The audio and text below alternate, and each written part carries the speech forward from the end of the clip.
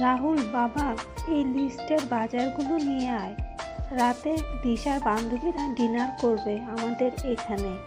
আচ্ছা আন্টি, নিয়ে আসছি আমি। শফিক ভাই এখন কেমন আছে? ভালোই, চাচার মেডিসিন চলছে। আচ্ছা বাবা, যা তাহলে তুই। রাহুল লিস্টগুলো নিয়ে বেরিয়ে পড়ে বাজারের উদ্দেশ্যে। রাহুল বাজার করে বাসায় ফিরে আসে। রাহুল যখন একটু রেস্ট নিতে যাবে তখনই রাহুলের ফোন বেজে ওঠে। রাহুল ফোন রিসিভ করে দেখতে পায় দিশা কল দিয়েছে। রাহুল তাড়াতাড়ি করে কল রিসিভ করে আর দিশা বলে, তাড়াতাড়ি করে কলেজে চলে আয়, আমার ক্লাস শেষ। আচ্ছা। রাহুল বাইরে এসে গাড়ি নিয়ে বের হয়ে যায় কলেজের উদ্দেশ্যে। কিছু সময় পর কলেজে এসে দেখতে পায় দিশা আর তার বান্ধবীরা দাঁড়িয়ে আছে। রাহুলকে আসতে দেখে দিশা তার বান্ধবীদের বিদায় দিয়ে গাড়ির কাছে চলে আসে। দিশা গাড়িতে বসলে রাহুল গাড়ি চালানো শুরু করে। একটা বড় রেস্টুরেন্টের সামনে দিশা রাহুলকে গাড়ি থামাতে বলল। রাহুল গাড়ি থামিয়ে গাড়ি থেকে নেমে পিছনের দরজা খুলে দিল। দিশা গাড়ি থেকে নেমে সামনে দাঁড়িয়ে থাকা একটা ছেলেকে জড়িয়ে ধরল। রাহুল একবার সেদিকে তাকায়, আবার গাড়িতে চলে আসে আর দিশা ছেলেটার সাথে রেস্টুরেন্টের ভিতরে চলে যায়। রাহুল গাড়িতে বসে তার মোবাইলে গেমস খেলছিল। এইদিকে দিশা সাকিব বলছে, তা কেমন আছো জানেমান? ভালোই, তুমি? ভালো আছি। আচ্ছা দিশা, চলো আমরা বিয়ে করে ফেলি। আর ভালো লাগছে না সিঙ্গেল থাকতে। করব, তবে পড়াশোনা শেষ করে নেই তারপর। আর তোমারও তো পড়াশোনা বাকি রয়েছে। পড়াশোনা করে লাভ নেই, তার চেয়ে বিয়ে করে আমরা দুজনে আমেরিকা চলে যাব আর ওখানে সেটেল হয়ে যাব। কি বলো? এত টাকা আসবে কোথা থেকে? হ্যাঁ, তুমি দিবে। এখন আমার ব্যবসা যখন কিছুটা বৃদ্ধি পাবে তখন আমি আবার তোমার টাকা দিয়ে দিব। সত্যি বলতে কি জানো, আমার খুব খারাপ লাগছে তোমার থেকে টাকা নিতে, কিন্তু কি করব বলো, আমি নিরুপায় হয়ে গেছি। আচ্ছা, আমি বাবার সাথে কথা বলবো আমাদের বিয়ের ব্যাপারে, তুমি চিন্তা করো না। আর হ্যাঁ, তোমার টাকার ব্যবস্থা হয়ে যাবে, তুমি চিন্তা করো না। আচ্ছা এখন আসি, আমি কালকে দেখা হচ্ছে। এখন এলে আবার এখনই চলে যাবে? মা কল দিয়েছিল আর বলল তাড়াতাড়ি বাসায় যাওয়ার জন্য। আসি আমি। দিশা কথাটা বলে চলে আসে সেখান থেকে গাড়িতে। দিশাকে আসতে দেখে রাহুল গাড়ি থেকে নেমে গাড়ির দরজা খুলে দিল। দিশা গিয়ে গাড়িতে গিয়ে বসলো আর রাহুল নিজের সিটে বসে চালানো শুরু করে। তখন রাহুল দিশাকে উদ্দেশ্য করে বলে, ম্যাডাম একটা কথা বলবো? বল, কি বলবি? ম্যাডাম, সাকিব ভাইকে আমার সুবিধার মনে হচ্ছে না। মানে? ম্যাডাম, সাকিব ভাইয়ের মাঝে একটা গরমিল আছে। সাকিব ভাই সুবিধাজনক মানুষ না। ভাগ্য ভালো তুই গাড়ি চালাচ্ছিস, তা না হলে তোর অবস্থা আমি খারাপ করে দিতাম। ছোট লোকের বাচ্চা, তোর তো সাহস কম না, সাকিবের ব্যাপারে কথা বলিস। সাকিব কি তোর মতো ছোট লোক ফকির? জানিস সাকিবের কয়টা বাড়ি কয়টা গাড়ি আছে? আসলে ম্যাডাম। চুপ ছোট লোকের বাচ্চা, চুপ। আমার কোনো ব্যাপারে তুই কোনো কথা বলবি না, আর আমার কোনো কাজেও বেশি কথা বলবি না। আমি আর সাকিব খুব তাড়াতাড়ি বিয়ে করছি। ফারদার আমার আর সাকিবের বিষয়ে তুই কোনো কথা বলবি না। কিছুক্ষণ পর রাহুলরা বাসায় চলে আসে। রাহুল রুমে এসে ফ্রেশ হয়ে গিয়ে নিচে খাবার খেয়ে নিজের রুমে গিয়ে ঘুমিয়ে পড়ে। এবার চলুন আপনাদের গল্পের নায়ক রাহুল আর নায়িকা দিশার পরিচয় দিয়ে দিই। আমাদের গল্পের নায়ক রাহুল রাজ। রাহুলের বাবা মা গ্রামে থাকেন। আমাদের গল্পের নায়িকা দিশা চৌধুরী এমপি আরিফ চৌধুরী ও ডাক্তার জাহানারা বেগমের একমাত্র অহংকারী আর বদমেজাজি মেয়ে দিশা। দিশা এবার অনার্স 3য় বর্ষের শিক্ষার্থী। বাকিটুকু না হয় গল্পের সাথে থাকলেই জানতে পারবে। রাহুল ঘুমিয়েছিল, তখনই সে বুঝতে পারে তার পুরো শরীর ভিজে আছে। তার শরীর থেকে বাজে গন্ধ আসছে। রাহুল উঠে সামনে তাকিয়ে দেখতে পায় দিশা দাঁড়িয়ে আছে রাগী চোখে। রাহুল পাশে তাকিয়ে দেখতে পায় তার বিছানায় ময়লা পানি দিয়ে ভিজে আছে। তখন রাহুল দিশাকে বলে, এভাবে ঘুম থেকে তোলার কোনো মানে হয় কি? এটা কি করলেন আপনি? আমি বাইরে যাব, 5 মিনিটের ভেতর নিচে আয়। বিছানা ভিজানোর দরকার ছিল কি? আর ময়লা পানি বা কেন দিলেন?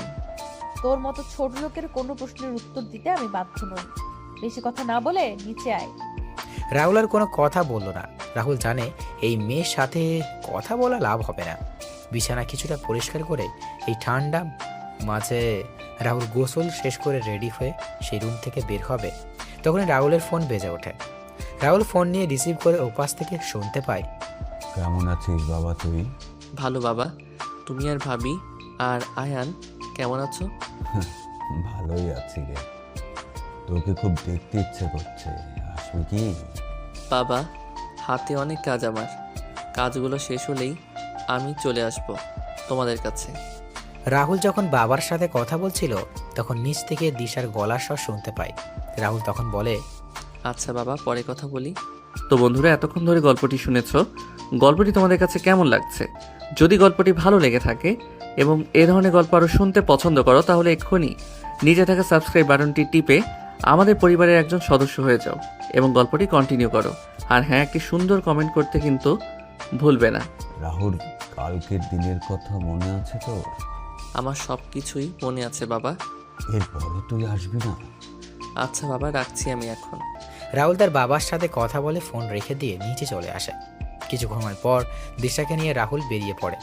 গাড়ি এসে থামে একটা শপিং মলের সামনে। দিশা গাড়ি থেকে নেমে যায় আর রাহুল গাড়ি পার্কিং করে গাড়িতে বসেছিল। হুট করে রাহুল সামনে তাকিয়ে দেখতে পায় কয়েকজন লোক জটলা বেঁধে দাঁড়িয়ে আছে। রাহুল গাড়ি থেকে নেমে সেখানে গিয়ে দেখতে পায় একজন বৃদ্ধ লোক রক্তাক্ত অবস্থায় মাটিতে পড়ে আছে। তখন লোকটিকে ধরে সবার উদ্দেশ্যে বলে, এই চাচার এমন অবস্থা হলো কি করে? একজন লোক মাটিতে পড়ে আছে আর আপনারা দাঁড়িয়ে দাঁড়িয়ে সেটা দেখছেন? কেউ কোনো কথা বলছে না। তখন রাহুল সিকিউরিটি গার্ডের সাহায্যে বৃদ্ধ লোকটিকে গাড়ির কাছে এনে তাড়াতাড়ি করে বৃদ্ধ লোকটা তার গাড়িতে তুলে দিয়ে গাড়ি ছোটালো হাসপাতালের দিকে। কিছু সময় পর হাসপাতালে পৌঁছে ডাক্তার বৃদ্ধ লোক দেখে তাড়াতাড়ি করে অপারেশন থিয়েটারে নিয়ে যায়। 40 মিনিট পর ডাক্তার অপারেশন থিয়েটার থেকে বের হয়ে রাহুলের সামনে এসে বলে, দেখুন, এই বৃদ্ধ চাচাকে অনেক বাজেভাবে আঘাত করা হয়েছে। একজন অমানুষ ছাড়া এমন কাজ করতে পারে না। চিন্তা নেই, উনি এখন বিপদমুক্ত। ডাক্তার, ওনার জ্ঞান কি ফিরেছে? না, 2 থেকে 3 ঘন্টা পর জ্ঞান ফিরবে। অনেক রক্ত বের হয়েছে, যার জন্য কিছুটা দুর্বল। ওনার ডান হাতটা ভেঙে গেছে। কয়েক মাস রেস্ট নিলে উনি সুস্থ হয়ে যাবেন। ওনাকে কেবিনে শিফট করা হয়েছে। জ্ঞান ফিরলেই দেখা করতে পারবেন। ধন্যবাদ ডাক্তার। ডাক্তার চলে যায় আর রাহুল যখন বৃদ্ধ লোকের সাথে দেখা করতে যাবে তখনই রাহুলের ফোন বেজে ওঠে। রাহুল ফোন বের করে দেখতে পায় দিশা কল দিয়েছে। তাড়াতাড়ি করে ফোন রিসিভ করে শুনতে পায়, ওই চাকরের বাচ্চা চাকর, কই তুই? আমার গাড়ি নিয়ে কোথায় গিয়েছিস তুই? ম্যাডাম, আমি আসছি, আপনি 10 মিনিট অপেক্ষা করুন। 10 মিনিটের ভেতরে না এলে তোর খবর আছে কিন্তু। রাহুল ফোন রেখে গাড়ির কাছে এসে গাড়ি স্টার্ট দিয়ে শপিং মলের সামনে চলে যায়। রাহুল দেখতে পায় দিশা দাঁড়িয়ে আছে। দিশাকে দেখে মনে হচ্ছে অনেক রেগে আছে। দিশার সামনে গাড়ি থামিয়ে গাড়ি থেকে নেমে গাড়ির দরজা খুলে দিল। দিশা গাড়ির ভিতরে তাকিয়ে রাহুলের গায়ে ঠাস ঠাস করে থাপ্পড় বসিয়ে দিল। রাহুল বুঝতে পারছে না হঠাৎ করে দিশা কেন তাকে সবার সামনে এইভাবে থাপ্পড় মারছে। রাহুলের গালে হাত দিয়ে দিল, বলে, 10 মিনিটের আগেই তো আমি চলে এলাম, তাহলে মারলেন কেন? এই কুত্তার বাচ্চা, আমার গাড়ির সিটের রক্ত আসলো কি করে? কাকে আমার গাড়িতে খুন করেছিস বলতো? ম্যাডাম, কি বলছেন কি? আমি কেন শুধু শুধু খুন করতে যাব কাউকে? তাহলে আমার গাড়িতে রক্ত আসলো কি করে? আসলে ম্যাডাম, এই ফকিরের বাচ্চা, তুই কি আমার গাড়িকে পাবলিক গাড়ি পেয়েছিস? এই গাড়ির দাম জানিস তুই? তোর মতো 100 জন চাকরের জীবনের চেয়েও এই গাড়ির মূল্য অনেক বেশি। ম্যাডাম, কেউ বিপদে বা আঘাতপ্রাপ্ত হলে তাকে সাহায্য করা আমাদের সকলের দায়িত্ব। মানুষের জীবনের যে মূল্যবান আর কিছু নেই। চল বাসায়, আজকে তোর খবর আছে। দিশা কথাগুলো বলে গাড়ির সামনের সিটে বসে পড়ে আর রাহুল মাথা নিচু করে গাড়িতে এসে চালানো শুরু করলো। কিছু সময় পর বাসায় এসে গেলে দিশা গাড়ি থেকে বাসার ভিতরে প্রবেশ করে আর রাহুল গাড়ি পার্কিং করে আসে। মা, বাবা, মা, বাবা, কোথায় তোমরা? নিচে আসো। মা, বাবা। কি হয়েছে? বাড়ি মাথায় তুলে নিচ্ছিস কেন? কিরে মা, এমন করে চিৎকার করছিস কেন? চিৎকার কি আর নিজের ইচ্ছায় করছি? ওই চাকরের বাচ্চা চাকর কি করেছে জানো তোমরা? কি করেছে রাহুল? আর তোমায় না বলেছি রাহুলকে চাকর বলবে না।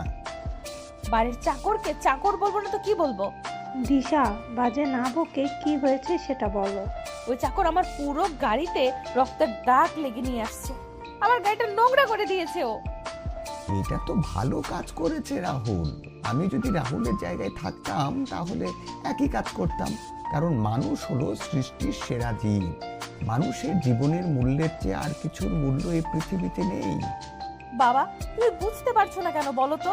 ওই ফকিরের বাচ্চা আমার নতুন গাড়িটা নষ্ট করে দিয়েছে। আয় রাহুল, এইদিকে। হ্যাঁ আন্টি, বলুন। আচ্ছা, এই বৃদ্ধ লোক এখন কেমন আছেন? যতটুকু জানি ওনার জ্ঞান ফিরেনি এখনো। ওনাকে খুব বাজেভাবে আঘাত করা হয়েছে। কি বা কারা এমন কাজ করেছে কিছু জানতে পারলি তুই? হ্যাঁ রাহুল। না আঙ্কেল, জানতে পারিনি। আন্টি আঙ্কেল, আমি একটা ভুল করে ফেলেছি। আসলে আজকে আমি ম্যাডামের অনুমতি না নিয়ে ওই বৃদ্ধ চাচাকে ওনার গাড়ি করে হাসপাতালে নিয়ে যাই, আর তখন রক্তের দাগ লেগে যায় সিটে। তবে চিন্তা করবেন না, আমি গাড়ি ভালো করে পরিষ্কার করে দিব। আমি কি তোর মতো ফকির নাকি যে আমি ওই সিট ব্যবহার করব? বাবা, আমি ওই নিয়ে যাব না। এখন থেকে ওই গাড়ি তুমি নিবে, আর তোমার গাড়ি আমি নিয়ে যাব। দিশা কথাগুলো বলে সেখান থেকে চলে যায়, আর রাহুল চুপচাপ দাঁড়িয়েছিল। তখন আরিফ চৌধুরী রাহুলের সামনে এসে রাহুলের কাঁধে হাত দিয়ে বললেন, তুই চিন্তা করিস না বাবা, আমি আর তোর আন্টি তোর সাথে আছি। আর এই 1 বছরে তোকে চিনেছি, তুই এমন কোনো কাজ করবি না যে যে কাজের দ্বারা কোনো সমস্যা হয়। যা রাহুল, রুমে যা তোর। দিশার চালচলন কেমন জানি রসাতলে চলে যাচ্ছে। এভাবে চলতে থাকলে দিশা খারাপ হতে বেশি দিন সময় লাগবে না। মেয়েটা দিন দিন খারাপ হয়ে যাচ্ছে। মেয়েটাকে কি করে যে বুঝাই, এভাবে জীবন চলবে না। দিশার বিয়ে দিতে হবে খুব তাড়াতাড়ি। কি বলছো কি তুমি এসব? আমাদের আদরে আদরে দিশা বাদর হয়ে যাচ্ছে। এমন মেয়েদের ঠিক করার জন্য বিয়েই দিতে হবে। তোমার এই বজ্জাত মেয়েকে বিয়ে করবে কে? সেটা রাতে খাবার টেবিলেই না হয়। রাতের বেলা দিশা তার বান্ধবীদের সাথে রুমে বসে আড্ডা দিচ্ছিল, আর রাহুলও জাহানারা বেগম রান্নাঘরে কাজ করছে। তখন দিশা নিচ থেকে বলে যায়, মা, আমাদের জন্য চিকেন ফ্রাই আর চিকেন ললিপপ আমার রুমে পাঠিয়ে দাও তো। আমি পারবো না, নিজে করে নিয়ে আয়। এই রাহুল ফকিন্নি, তুই তাড়াতাড়ি করে নিচে আয়, নিয়ে আয়। সময় 30 মিনিট মাত্র। ও কি মেশিন যে 30 মিনিটে হয়ে যাবে? এগুলো খেতে যত সহজ, সেগুলো তৈরি করতে অনেক কষ্ট। আচ্ছা, 1 ঘন্টা সময় দিলাম। আচ্ছা ম্যাডাম। দিশা চলে যায় আর রাহুলের চিকেন ফ্রিজ থেকে বের করে নিয়ে দিশার বলে যাওয়া চিকেন ফ্রাই আর ললিপপ তৈরি করতে লাগলো। 50 মিনিট পর রাহুল কিছু তৈরি করে দিশার রুমের দিকে পা বাড়ায়। দিশা রুমের সামনে এসে কড়া নাড়ে, তখন দিশা বলে ভিতরে আসার জন্য। রাহুল ভিতরে গিয়ে খাবার ট্রেগুলো টেবিলে রেখে যেই চলে আসবে, তখনই দিশা বলে ওঠে, এই খাবারগুলো কি তোর মা আর বাবা আমাদের হাতে দিয়ে যাবে? মা বাবা দিবে কেন, আমি দিয়ে দিচ্ছি ম্যাডাম। রাহুল সবার হাতে খাবারের প্লেট দিয়ে রুম থেকে বের হয়ে যায়। নিচে এসে জাহানারা বেগমের সাথে রাহুল কাজে মন দিল। রাত 10টায় খাবার টেবিলে দিশা ও তার বান্ধবীরা বসে খাবার খাচ্ছে। তখন দিশার বান্ধবী মিথিলা বলে, আন্টি, আজকে চিকেন ফ্রাই আর ললিপপগুলো অনেক ভালো হয়েছে। সত্যি আপনার হাতে জাদু আছে বলতে হবে। হ্যাঁ, আসলে মিথিলা, ওইগুলো আমি তৈরি করিনি। তাহলে কে তৈরি করেছে? ওইগুলো রাহুল তৈরি করেছে। রাহুলের হাতে জাদু আছে বলতে হবে। কি একজন ছেলে হয়ে এমন সুস্বাদু রান্না করতে পারে? এটা বলতে পারো গড গিফটেড রাহুলের।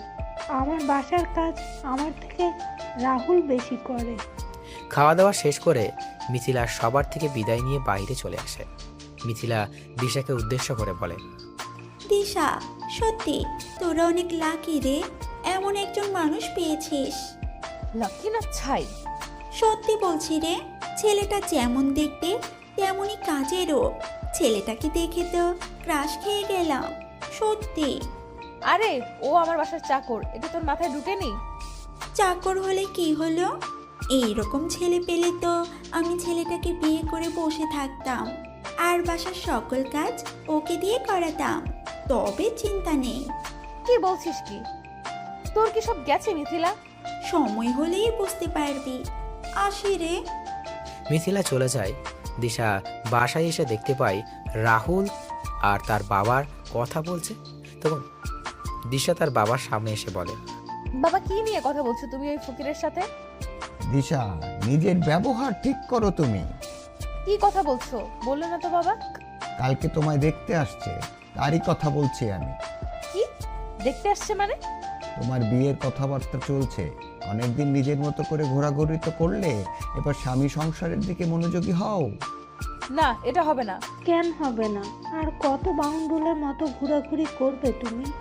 মা বাবা, আমি একজনকে পছন্দ করি আর তাকেই বিয়ে করতে চাই। তুমি যাকে পছন্দ করো তার নাম হলো সাকিব খান। সে একজন মেয়েবাজ এবং জুয়ারি। সে তোমার থেকে মিথ্যে বলে অনেক টাকা নিয়েছে এবং সামনে আরো নেবে। বাবা তুমি ওর নাম জানলে কি করে?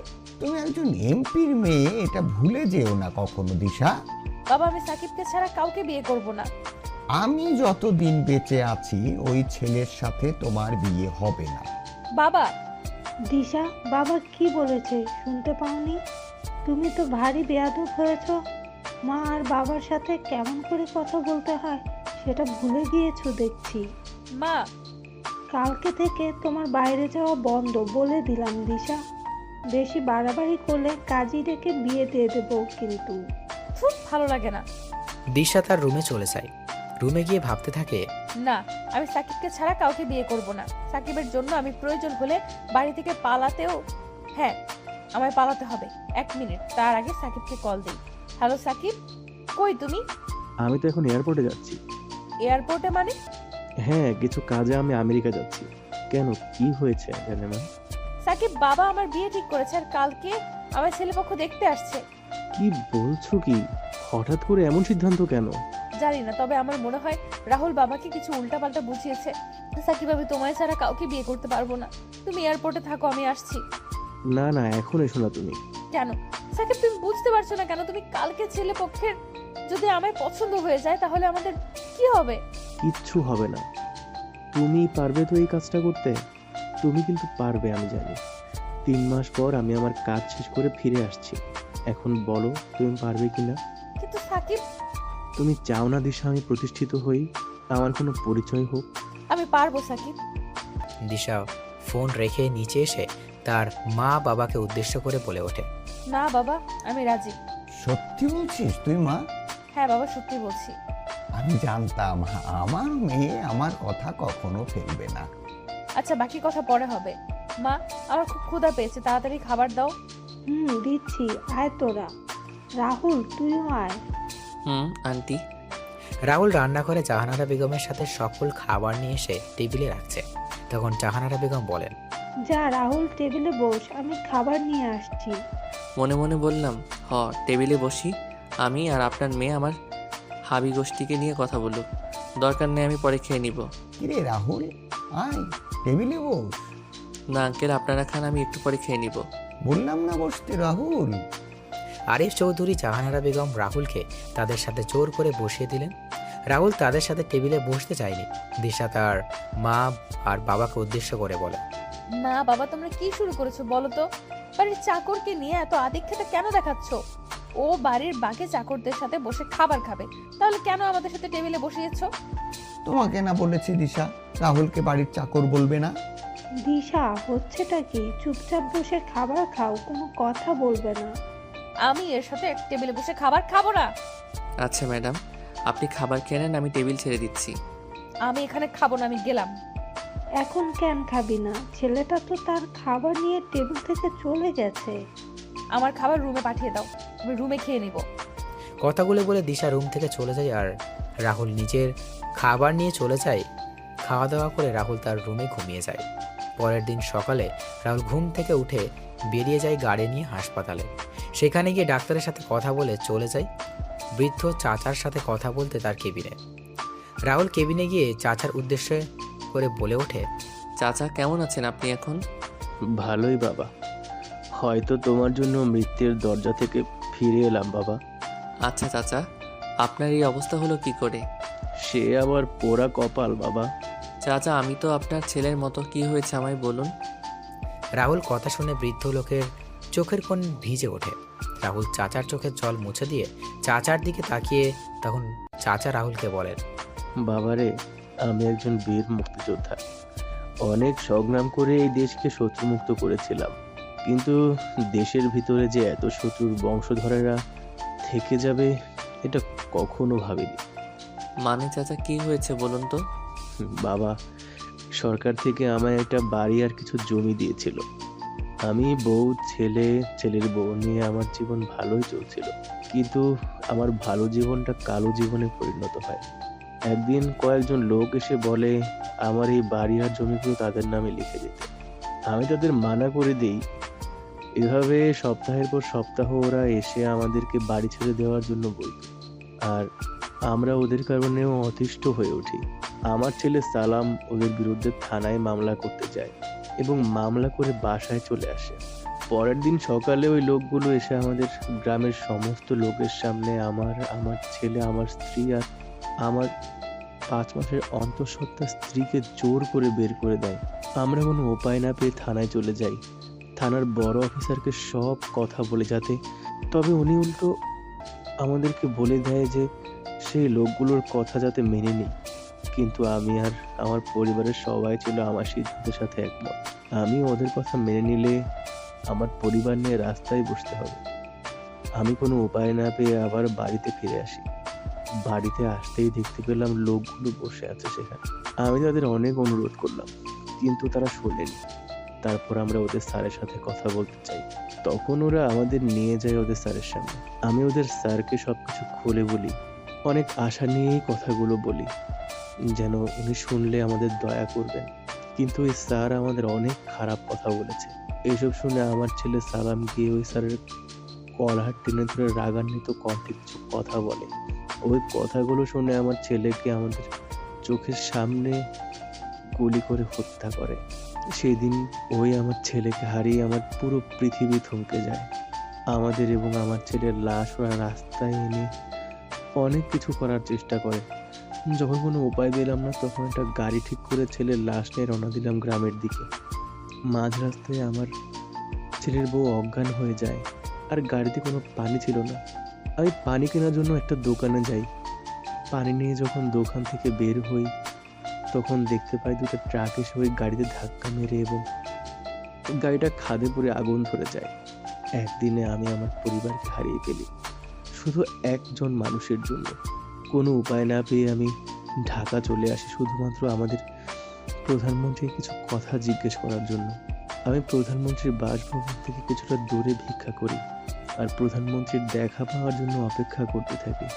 আজকে এদিকে আসছিলাম, কিন্তু হঠাৎ করে কোনো কথা ছাড়াই কিছু লোক এসে আমায় মারতে শুরু করে। এখন সৃষ্টিকর্তাই আমার শেষ ভরসা। বৃদ্ধ লোক কথাগুলো বলে বোকা কান্না করতে লাগলে। রাহুল সব শুনে বৃদ্ধ লোককে কাঁধে হাতে রেখে বৃদ্ধ লোকটিকে শান্ত করার চেষ্টা করে, আর রাহুলও সান্ত্বনা দেওয়া ছাড়া আর কিছুরও করার নেই। রাহুল যখন চলে আসবে তখন রাহুল আবার বৃদ্ধ লোকের কাছে গিয়ে বলে ওঠে, চাচা, ওই স্যারের নাম কি? ওই অমানুষটার নাম হলো শফিক খান, ওরফে টনি ভাই। কি ওই মাফিয়া টনি ভাই? হ্যাঁ বাবা, এর জন্যই তো আমরা কোনো আইনি সহায়তা পাইনি। আচ্ছা চাচা, তাহলে আমি আসি। তাহলে তুমি এই 2 মাস হাসপাতালে থাকবে আর তোমার খরচ আমি বহন করব। আসি চাচা আমি। রাহুল কথাগুলো বলে চলে আসে। সেই থেকে রাহুল গাড়ি ড্রাইভ করছে আর বৃদ্ধ লোকের বলা কথাগুলো চিন্তা করছে। হঠাৎ করে গাড়ির সামনে মিথিলা চলে আসে আর রাহুল তাড়াতাড়ি করে ব্রেক করে। রাহুল কিছু বলতে চাবে তার আগেই মিথিলা রাহুলের কাছে এসে বলে, হাই, আমি মিথিলা। মানেটা আপনি কি আপনার নাম বলার জন্য এভাবে গাড়ির সামনে চলে আসছেন? আমি আসি। আচ্ছা আমি আসছি তাহলে। আরে কই যাও? আমায় নিয়ে যাও। কোথায় যাবেন আপনি? বাসায় যাব তোমার সাথে। আমি কি আপনারা চিনি যে আপনি আমার সাথে যাবেন? সে কি, কালকে তুমি আমায় দিশার রুমে দেখোনি? আমি দিশার বেস্ট ফ্রেন্ড মিথিলা। ও আচ্ছা, আসলে আমি তেমন মেয়েদের সাথে কথা বলি না। তা আপনি কোথায় যাবেন? তোমাদের বাসায়। আমাদের বাসায় কেন যাবেন? দিশা কল দিয়ে বলল যাওয়ার জন্য, তাই। আচ্ছা তাহলে উঠুন গাড়িতে। মিথিলা গাড়িতে উঠে গেলে রাহুল গাড়ি চালানো শুরু করলো। গাড়ির ভিতর আর কেউ কোনো কথা বলেনি, সব কিছু রাহুল এসে বাসায় পৌঁছে যায়। রাহুল গাড়ি রেখে বাসায় চলে আসে। রাহুলকে আসতে দেখে আরিফ চৌধুরী রাহুলকে ডেকে বললেন, রাহুল, তুই বাজার থেকে এই লিস্টে লেখা জিনিসগুলো নিয়ে আয় বাবা। হ্যাঁ, আর ওই এইদিকে অনেক কাজ বাকি আছে কিন্তু। আচ্ছা আমি নিয়ে আসছি আঙ্কেল। রাহুল লিস্ট নিয়ে বাজারে রওনা দিল। এইদিকে কেউ কাউকে কল দিয়ে বলছে, বস, শিকার পেয়ে গেছি এবং লক করে দিয়েছি, এখন কি করব? পিছনে আর বুঝতে পেরেছিস তো? হ্যাঁ বলে ফোন কেটে দিল। এদিকে রাহুল বাজারে এসে লিস্টের সকল জিনিসগুলো নিয়ে নিল। রাহুল গাড়ি চালিয়ে কিছু দূর আসার পর গাড়ি ব্রেক করে রাহুলের সামনে তাকিয়ে দেখতে পায় কতগুলো লোক মুখে কাপড় বেঁধে হাতে লাঠি নিয়ে দাঁড়িয়ে আছে। রাহুল গাড়ির গ্লাস নামিয়ে বলে, কি ব্যাপার ভাইরা এইভাবে রাস্তা আটকানো মানে কি?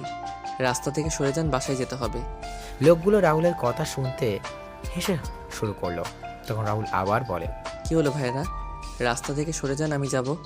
সময় মতো জিনিসগুলো নিয়ে না গেলে আমায় অনেক কথা শুনতে হবে।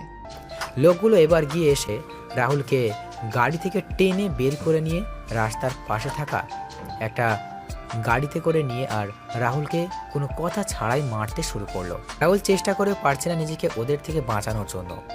একজনের পর একজন রাহুলকে আঘাত করেই যাচ্ছে। আর হুট করে কেউ রাহুলের মাথায় বাড়ি কিছু দিয়ে আঘাত করে আর রাহুল মাথায় হাত দিয়ে মা গো বলে চিৎকার দিয়ে বসে পড়ে। আমি মাথায় হাত দিয়ে দেখতে পেলাম মাথা দিয়ে রক্ত পড়ছে। আমি মাটিতে হাঁটু গেড়ে মাথায় হাত দিয়ে বসে আছি। লোকগুলো আমার সামনে আসে। দুইটা ছেলে আমার বাম পাশ ও ডান পাশ থেকে জ্বলন্ত দুইটা রড আমার দুই হাতে ঢুকিয়ে দেয়। আমি ব্যথায় চিৎকার দিয়ে উঠি, ও মা গো, একে তো ব্যথা করছে, সাথে আমার দুই হাতে জ্বলন্ত ও বড় রড ঢুকিয়ে দিয়েছে। আমার যন্ত্রণা যেন বেড়ে যাচ্ছে। আমার চোখ বন্ধ হয়ে আসছে। চোখ বন্ধ হওয়ার আগে আমি দেখতে পেলাম দিশা ম্যাডাম আমার দিকে হাসতে হাসতে এগিয়ে আসছে। এক সময় আমার চোখ দুটো বন্ধ হয়ে যায় আর আমি মাটিতে লুটিয়ে পড়ি। দিশা এসে রাহুলের জ্ঞানহীন শরীরের উপর পা দিয়ে বলে ওঠে, বলেছিলাম ফকিরের বাচ্চা, তোকে আমার ব্যাপারে কথা বলতে আসবি না, কিন্তু তুই শুনলি না আমার কথা। এবার বুঝ আমার কথা না শোনার পরিণাম কি হয়। দিশা কথাগুলো বলে রাহুলের জ্ঞানহীন দেখে লাথি দিয়ে তার লোকেদের নিয়ে চলে যায়। এদিকে আরিফ চৌধুরী রাহুলকে কল দিয়ে যাচ্ছেন, কিন্তু কেউ রিসিভ করছেন না। এইদিকে ছেলেপক্ষ চলে আসে দিশাকে দেখতে। আরিফ চৌধুরীও ব্যস্ত হয়ে পড়েন তাদের সাথে। আমি চোখ খুলে দেখতে পেলাম একটা বেডে শুয়ে আছি। চারপাশে তাকিয়ে ভালো করে তাকিয়ে দেখলাম আমার পাশের বেডে সেই বৃদ্ধ চাচা আমার দিকে তাকিয়ে আছে। কি রে বাবা, এখন কেমন লাগছে তোর? ভালো লাগছে। মাথায় প্রচণ্ড ব্যথা করছে, হাত নাড়াতে গিয়েও হাত নাড়াতে পারলাম না। হাতেও ব্যথা করছে প্রচুর। আশ্চর্যের বিষয় হলো আমি আমার শরীরে প্রচণ্ড ব্যথা অনুভব করছি, যা কাউকে বলে বোঝাতে পারবো না। তোর এই অবস্থা কি করলো বাবা? আর একটু হলে তো তোর দুই হাত একেবারের জন্যই হারিয়ে ফেলতি, নিজের প্রাণটাও তো হারিয়ে ফেলতে পারতি। আচ্ছা চাচা, আমি এখানে আসলাম কি করে? জানি না, তবে সেটা ডাক্তার বলতে পারবে। রাহুল আর বৃদ্ধ চাচা যখন কথা বলছিল তখনই ডাক্তার কেবিনে প্রবেশ করে। ডাক্তার রাহুলের কাছে এসে রাহুলকে পরীক্ষা করে বলেন, তোমাকে প্রথমে দেখে তো খুব ভয় পেয়ে গিয়েছিলাম, তা এখন কেমন লাগছে তোমার? ভালোই ডাক্তার, তবে আমার শরীরের প্রচণ্ড ব্যথা করছে। আচ্ছা, ও হ্যাঁ, এই নাও তোমার ফোন। আঙ্কেল নামে একটা নাম্বার থেকে কয়েকবার কল এসেছিল, তারপর আমি কল রিসিভ করে তোমার অবস্থা ওনাদের জানিয়ে দেই। হয়তো কিছু সময় পর ওনারা চলে আসবেন। ডাক্তার, আমি এখানে আসলাম কিভাবে? আমি যখন আমার বাসায় যাচ্ছিলাম তখন তোমার অচেতন ও রক্তাক্ত অবস্থায় রাস্তার পাশে পড়ে থাকতে দেখি, তারপর তোমার এখানে নিয়ে আসি। আচ্ছা, এই অবস্থা হলো কি করে তোমার? আসলে রাস্তায় আমি কয়েকজন ছিনতাইকারী হাতে পড়ি আর তাদের সাথে হাতাহাতির এক পর্যায়ে এমন হয়। তাই বলে তোমার হাতে জ্বলন্ত রড ঢুকিয়ে দেবে? এটা আমার বিশ্বাস হচ্ছে না। সাথে তোমার তো খুব বিষাক্ত বিষ দেওয়া হয়েছিল, যা মানবদেহে খুব তাড়াতাড়ি ছড়িয়ে পড়ে। তবে তোমার ভাগ্য ভালো যে তুমি এই যাত্রায় বেঁচে গিয়েছো। আচ্ছা, আমার ঠিক করে বলো তো কি হয়েছে তোমার সাথে? ডাক্তার, সত্যি তো বললাম। আপনাকে মিথ্যা বলে লাভ কি আমার? আপনি বলুন, কেউ কি ইচ্ছে করে নিজের এতটা ক্ষতি করবে? আর বিষের ব্যাপারটা তো আমার অজানা। কেবিনে তখন প্রবেশ করেন আরিফ চৌধুরী, জাহানারা বেগম, দিশা আর মিথিলা। আরিফ চৌধুরী ডাক্তারকে বলেন, ডাক্তার, এখন রাহুল কেমন আছে? স্যার, চিন্তার কোনো কারণ নেই। রাহুল এখন বিপদমুক্ত। তবে আর কিছুক্ষণ পর রাহুলের সাথে দেখা হলে রাহুলের হাত দুটো কেটে ফেলতে হতো। হয়তো রাহুল আমাদের মাঝ থেকে, বুঝতেই পারছেন তো। কি বলছেন কি ডাক্তার আপনি? হ্যাঁ ম্যাডাম, আমি ঠিক বলছি, কারণ ছেলেটার দুই হাতে কারা যেন জ্বলন্ত রড ঢুকিয়ে দিয়েছে। সাথে রাহুলকে কেউ অনেক বিষাক্ত বিষ দিয়ে মেরে ফেলতে চেয়েছিল। এই বিষ তো আমাদের বাংলাদেশ থেকে ব্যান্ড করা হয়েছে, তাহলে এটা আসলো কি করে? রাহুল, কারা ছিল? তুই কি তাদের দেখেছিস? শুধু বল আমায়, তুই দেখ আমি কি ব্যবস্থা ওদের করি। আমি একবার দিশা ম্যাডামের দিকে তাকালাম, দেখলাম ম্যাডাম কিছুটা ভয় পেয়ে আছে। ম্যাডাম একবার আর চোখে আমার দিকে আর একবার আঙ্কেলের দিকে তাকাচ্ছে। কি রে রাহুল, তোর আঙ্কেল তোকে কি জিজ্ঞাসা করছে বলবি তো? আসলে আঙ্কেল আন্টি ওদের মুখে কাপড় বাঁধা ছিল, আমি ঠিক করে দেখতে পাইনি। আচ্ছা আচ্ছা, আমি দেখছি। ডাক্তার, আপনি রাহুলকে কোথায় পেয়েছিলেন? আমি রাহুলকে ওই বাইপাস রাস্তার পাশে অজ্ঞান অবস্থায় পেয়েছিলাম। আঙ্কেল বাদ দাও না, যা হওয়ার সেটা হয়ে গেছে তো। তুই বুঝতে পারছিস না? আর একটু হলেই তো তোর কত বড় ক্ষতি হয়েছে তো। দিশা রাহুলের কথা শুনে বেশ অবাক হয়ে যায়। দিশা মনে মনে বলছে, আমরা তো রাহুলকে মেরে ওই বাড়িতে ফেলে রেখেছিলাম, তাহলে বিষ দিল কে রাহুলকে? আর কে করতে চাইছে এমনটা? তাহলে কি কেউ আমাকে ফাঁসানোর চেষ্টা করছে? কে করবে এমনটা? ফুর ছাই। যাই হোক, রাহুল মরলেই তো আমার লাভ। ডাক্তার আর আরিফ চৌধুরী বাইরে চলে যান। মিথিলা একবার রাহুলের দিকে আর একবার দিশার দিকে তাকিয়ে রাহুলের পাশে গিয়ে কানে কানে বলে, তা ছিনতাইকারী কি শুধু ছেলে ছিল, না সাথে মেয়েও ছিল? মানে? বলেছি যে ছিনতাইকারী কি শুধু ছেলে ছিল, না সাথে মেয়েও ছিল? মেয়ে হতে যাবে কেন? ছেলেই তো ছিল। ও আচ্ছা, আমি আরো ভাবলাম। কি ভাবলেন? কিছু না। দিশা কিছুক্ষণ চলে যায় বাসায়। রাহুল জাহানারা বেগমকে উদ্দেশ্য করে বলে, আন্টি আজকে কি ছেলেপক্ষ এসেছিল ম্যাডামকে দেখতে?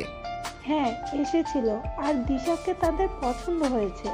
15 দিন পর দিশার বিয়ে ঠিক করা হয়েছে, কিন্তু এখন দেখছি বিয়ে পিছিয়ে দিতে হবে।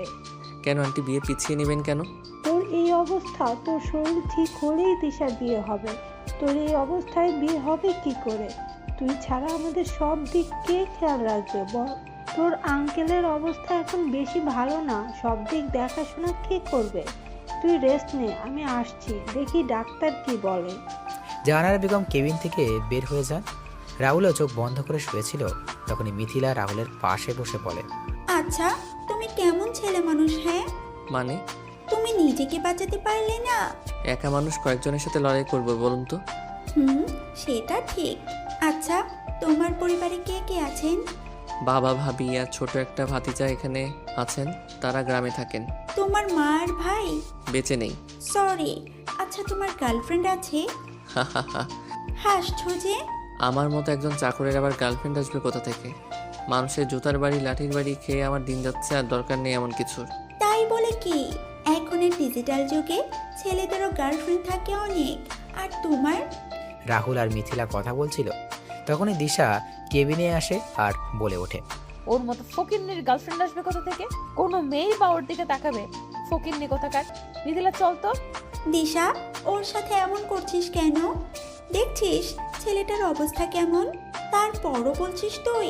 এরকম চাকর মারা গেলে আমার কিছুই না। ও আচ্ছা ম্যাডাম, আমি আপনার কি এমন ক্ষতি করেছি যার জন্য আমার সাথে এমন করছেন? তুই বাবাকে আমার আর সাকিবের ব্যাপারে বলেছিস, আর বাবা আমার বিয়ে ঠিক করেছে। এর মাসুল তো তোকে ভোগ করতেই হবে। আমিও তো তোকে দিশা বলেছি, সাকিব ছেলেটা ভালো না, তারপরও তুই বুঝতে চাইছিস না। মিথিলা, তুইও দেখছি ওই ছোট লোকের সাথে তাল মেলাচ্ছিস।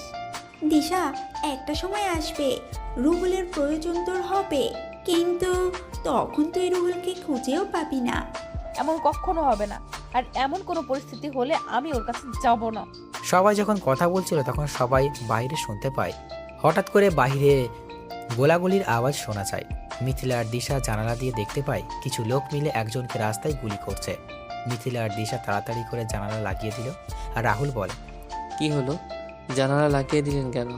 বাইরে কারা যেন কাকে গুলি করে মেরে ফেলেছে। ও আচ্ছা। আজ 20 দিন পর রাহুল সুস্থ হয়েছে। কালকে দিশার বিয়ে। রাহুল বাড়িতে এসেই ক্যাটারিং এর লোকদের সাথে কাজে লেগে পড়েছে। জাহানারা বেগম আর আরিফ চৌধুরী রাহুল মানা করেছিলেন আজকে কাজ না করার জন্য, কিন্তু রাহুল কারো কথা শোনেনি।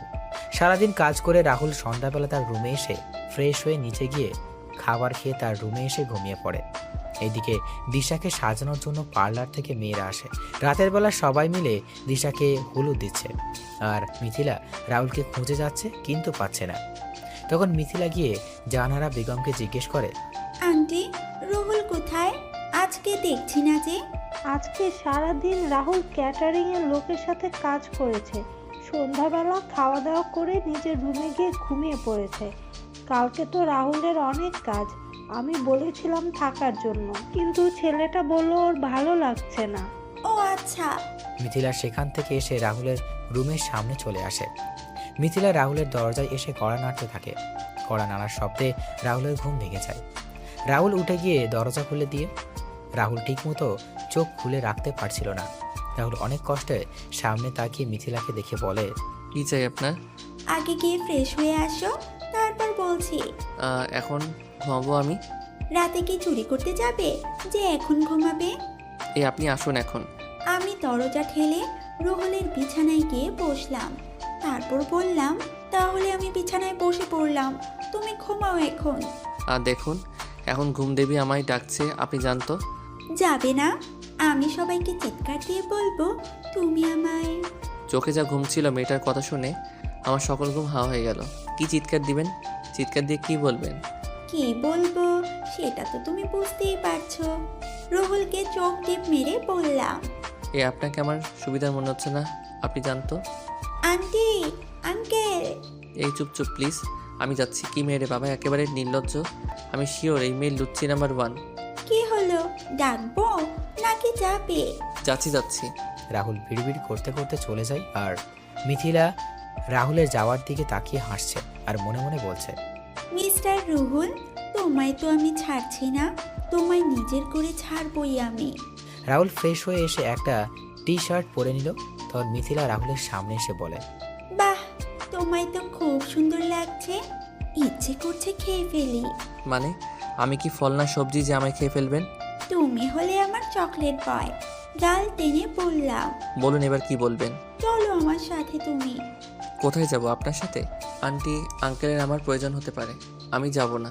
মিথিলা রাহুলের দিকে একবার রাগী চোখে তাকিয়ে রাহুলের ডান হাত জড়িয়ে ধরে রুম থেকে গায়ে হলুদের জায়গা নিয়ে আসে। এইদিকে দিশাকে সবাই হলুদ দিচ্ছে। তখন মিথিলা বলে ওঠে, এই সরো সরো তোমরা, আমি আর রুহুল দিশাকে হলুদ দিব। রুহুল চলো। রাহুল মিথিলার কথা শুনে থমকে যায় আর বাকি সবাই হাতে তালি দিচ্ছে। দিশা রাহুলের দিকে রাগী চোখে তাকিয়ে আছে। মনে হচ্ছে রাহুলকে দিশা কাঁচা কাঁচা খেয়ে ফেলবে। জাহানারা বেগম এসে মিথিলার কথার সাথে সহমত পোষণ করে বলে ওঠেন, হ্যাঁ, মিথিলা আর রাহুল গিয়ে দিশাকে হলুদ দিয়ে আয়, আমরা সবাই তো দিয়েই দিছি, যা তোরা। না আন্টি, মিথিলা ম্যাডামকে হলুদ দিয়ে আসুক, আমি বরং এখানেই আছি। আপনি যান মিথিলা ম্যাডাম। বলছি না আমার সাথে যাওয়ার জন্য, তাহলে এত কথা বলছো কেন? চলো চলো। হ্যাঁ রাহুল, তুই যা। রাহুল সবার কথা শুনে বাধ্য হয়ে দিশার পাশে গিয়ে বসে। মিথিলা দিশাকে হলুদ দিয়ে দিল আর রাহুলের দিকে হলুদের বাটি এগিয়ে দিল। রাহুল একবার দিশার দিকে আর একবার হলুদের বাটির দিকে তাকাচ্ছে। রাহুল বাটি থেকে একটু হলুদ নিয়ে কাঁপা কাঁপা হাতে দিশার গায়ে লাগিয়ে দিল আর সুযোগ বুঝে মিথিলা রাহুলের গায়ে হলুদ লাগিয়ে দিল। রাহুল তাড়াতাড়ি করে সেখান থেকে এসে তার রুমে চলে যায়। পরদিন দুপুরবেলা রাহুল সবকিছু দেখাশোনা করছিল আর দিশাকে সাজানো হচ্ছিল।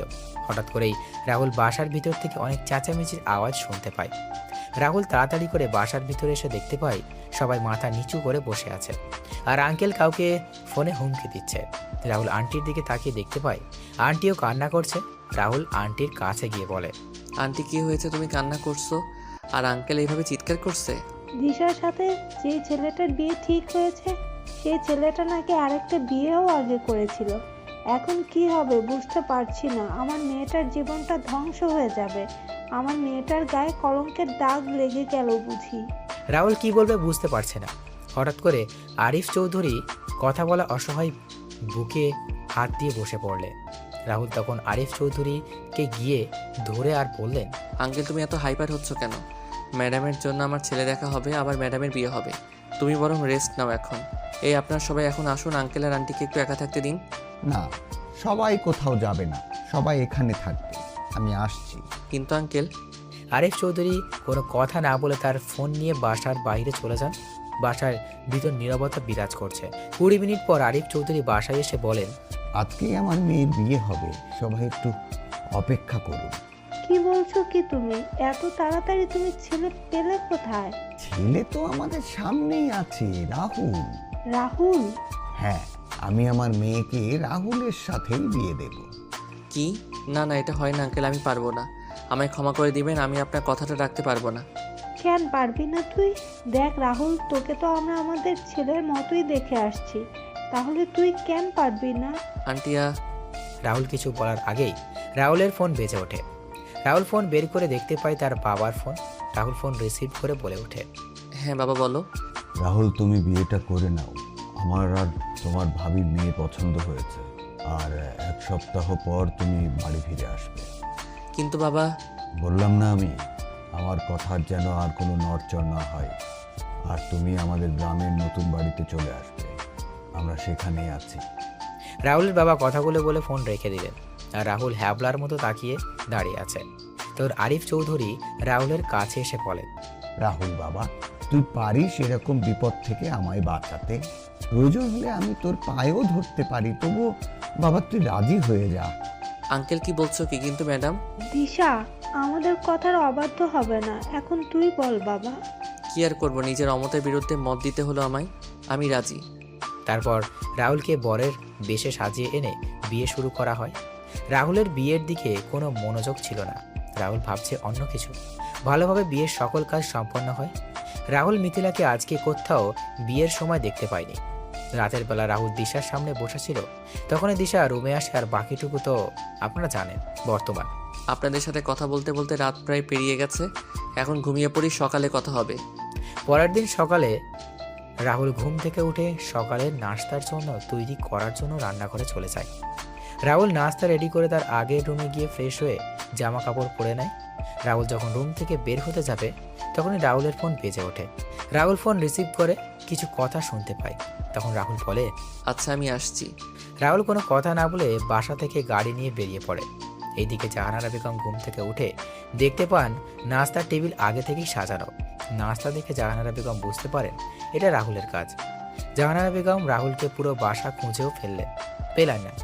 জাহানারা বেগম তখন দেখতে পেলেন সদর দরজা খোলা। সিকিউরিটি গার্ডের থেকে জানতে পারেন রাহুল তাড়াহুড়ো করে বাসা থেকে একটি ব্যাগ নিয়ে বের হয়ে গেছে। জাহানারা বেগম এবং কিছু একটা চিন্তা করে দিশা রুমের দিকে এগিয়ে গিয়ে দেখতে পান দিশা রুমের দরজা খোলা আর দিশা ঘুমোচ্ছে। দিশা রুমে গিয়ে ঢুকতেই দেখতে পেলেন সোফায় বালিশ আর কথা পড়ে আছে। এবার জাহানারা বেগম দিশার কাছে গিয়ে দিশাকে ডাকতে থাকে। তখন দিশা ঘুমন্ত কণ্ঠে বলে ওঠে, কি হয়েছে মা, এত সকাল সকাল ডাকছো কেন? রাহুল কোথায়? আর বালিশ কাঁথা সোফায় কেন? কি রে মা, কি হয়েছে তোর? দিশা মা, শান্ত হ, তুই বল আমাদের কি হয়েছে। দিশা কোনো কথা বলছে না, শুধু কান্না করে যাচ্ছে। দিশা একসময় চিৎকার দিয়ে নিচের চুল টেনে ধরে বসে পড়ে। দিশা তখন তার মা আর বাবার উদ্দেশ্য করে বলে, রাহুল কোথায়? রাহুল তো মিথিলার সাথে খুব সকালে বের হয়ে গেছে। মিথিলার সাথে বের হয়েছে মানে? হ্যাঁ, মিথিলার সাথে বের হয়ে গেছে। আচ্ছা রাহুল বাসায় আসুক, তারপর না হয় সব জানতে পারবো। এখন তোমরা আমার রুম থেকে বের হও, যাও, আমি একা থাকবো। জাহানারা বেগম আর আরিফ চৌধুরী বের হয়ে যান দিশার রুম থেকে। এইদিকে রাহুল নাস্তা এনে মিথিলা আর মিথিলার মাকে খেতে বলে, কিন্তু তারা খাবে না। রাহুলের জোরাজোরির কাছে হার মেনে নাস্তা খেতে হলো দুইজনকে। সারাদিন কেটে যায় এইভাবে। সন্ধ্যাবেলা মিথিলার বাবা মা আর মিথিলাকে তাদের বাড়িতে পৌঁছে দিয়ে রাহুল বাসায় চলে আসে। বাসায় এসে রাহুল যখন রুমে যাবে তখন আরিফ চৌধুরী রাহুলের সামনে এসে রাহুলের গায়ে ঠাস ঠাস করে থাপ্পড় বসিয়ে দিয়ে বলে ওঠেন, রাহুল, তোকে তো আমি নিজের ছেলের মতোই মনে করতাম, তাহলে তুই আমার মেয়ের জীবন নিয়ে এভাবে ছিনিমিনি খেললে কি করে? তোকে সবার থেকে আলাদা মনে করেছিলাম, কিন্তু তুইও বাকি ছেলেদের মতো বের হলি। ছোট আব্বু, কি বলছো এসব তুমি? আমি কিছু বুঝতে পারছি না। রাহুল, তুমি আমাদের বিশ্বাসের প্রতিদান এভাবে দিবে আমরা কখনো ভাবতে পারিনি। ছোট আব্বু, ছোট আম্মু, কি বলছো তোমরা? কথাগুলো বলে আমি ম্যাডামের দিকে তাকালাম। দেখলাম ম্যাডামের চোখগুলো ফুলে আছে। আমি ম্যাডামের সামনে যেতেই ম্যাডাম আমার গালে তার পায়ের জুতো খুলে মারতে লাগলো আর বলতে লাগলো, আমি বাবাকে বলেছিলাম তোর মতো ছোট লোকের সাথে আমায় বিয়ে না দিতে, কিন্তু বাবা আমার কোনো কথাই শোনেনি। আসলে তোর মতো ছোট লোকের কোনো যোগ্যতা নেই আমার স্বামী হওয়ার।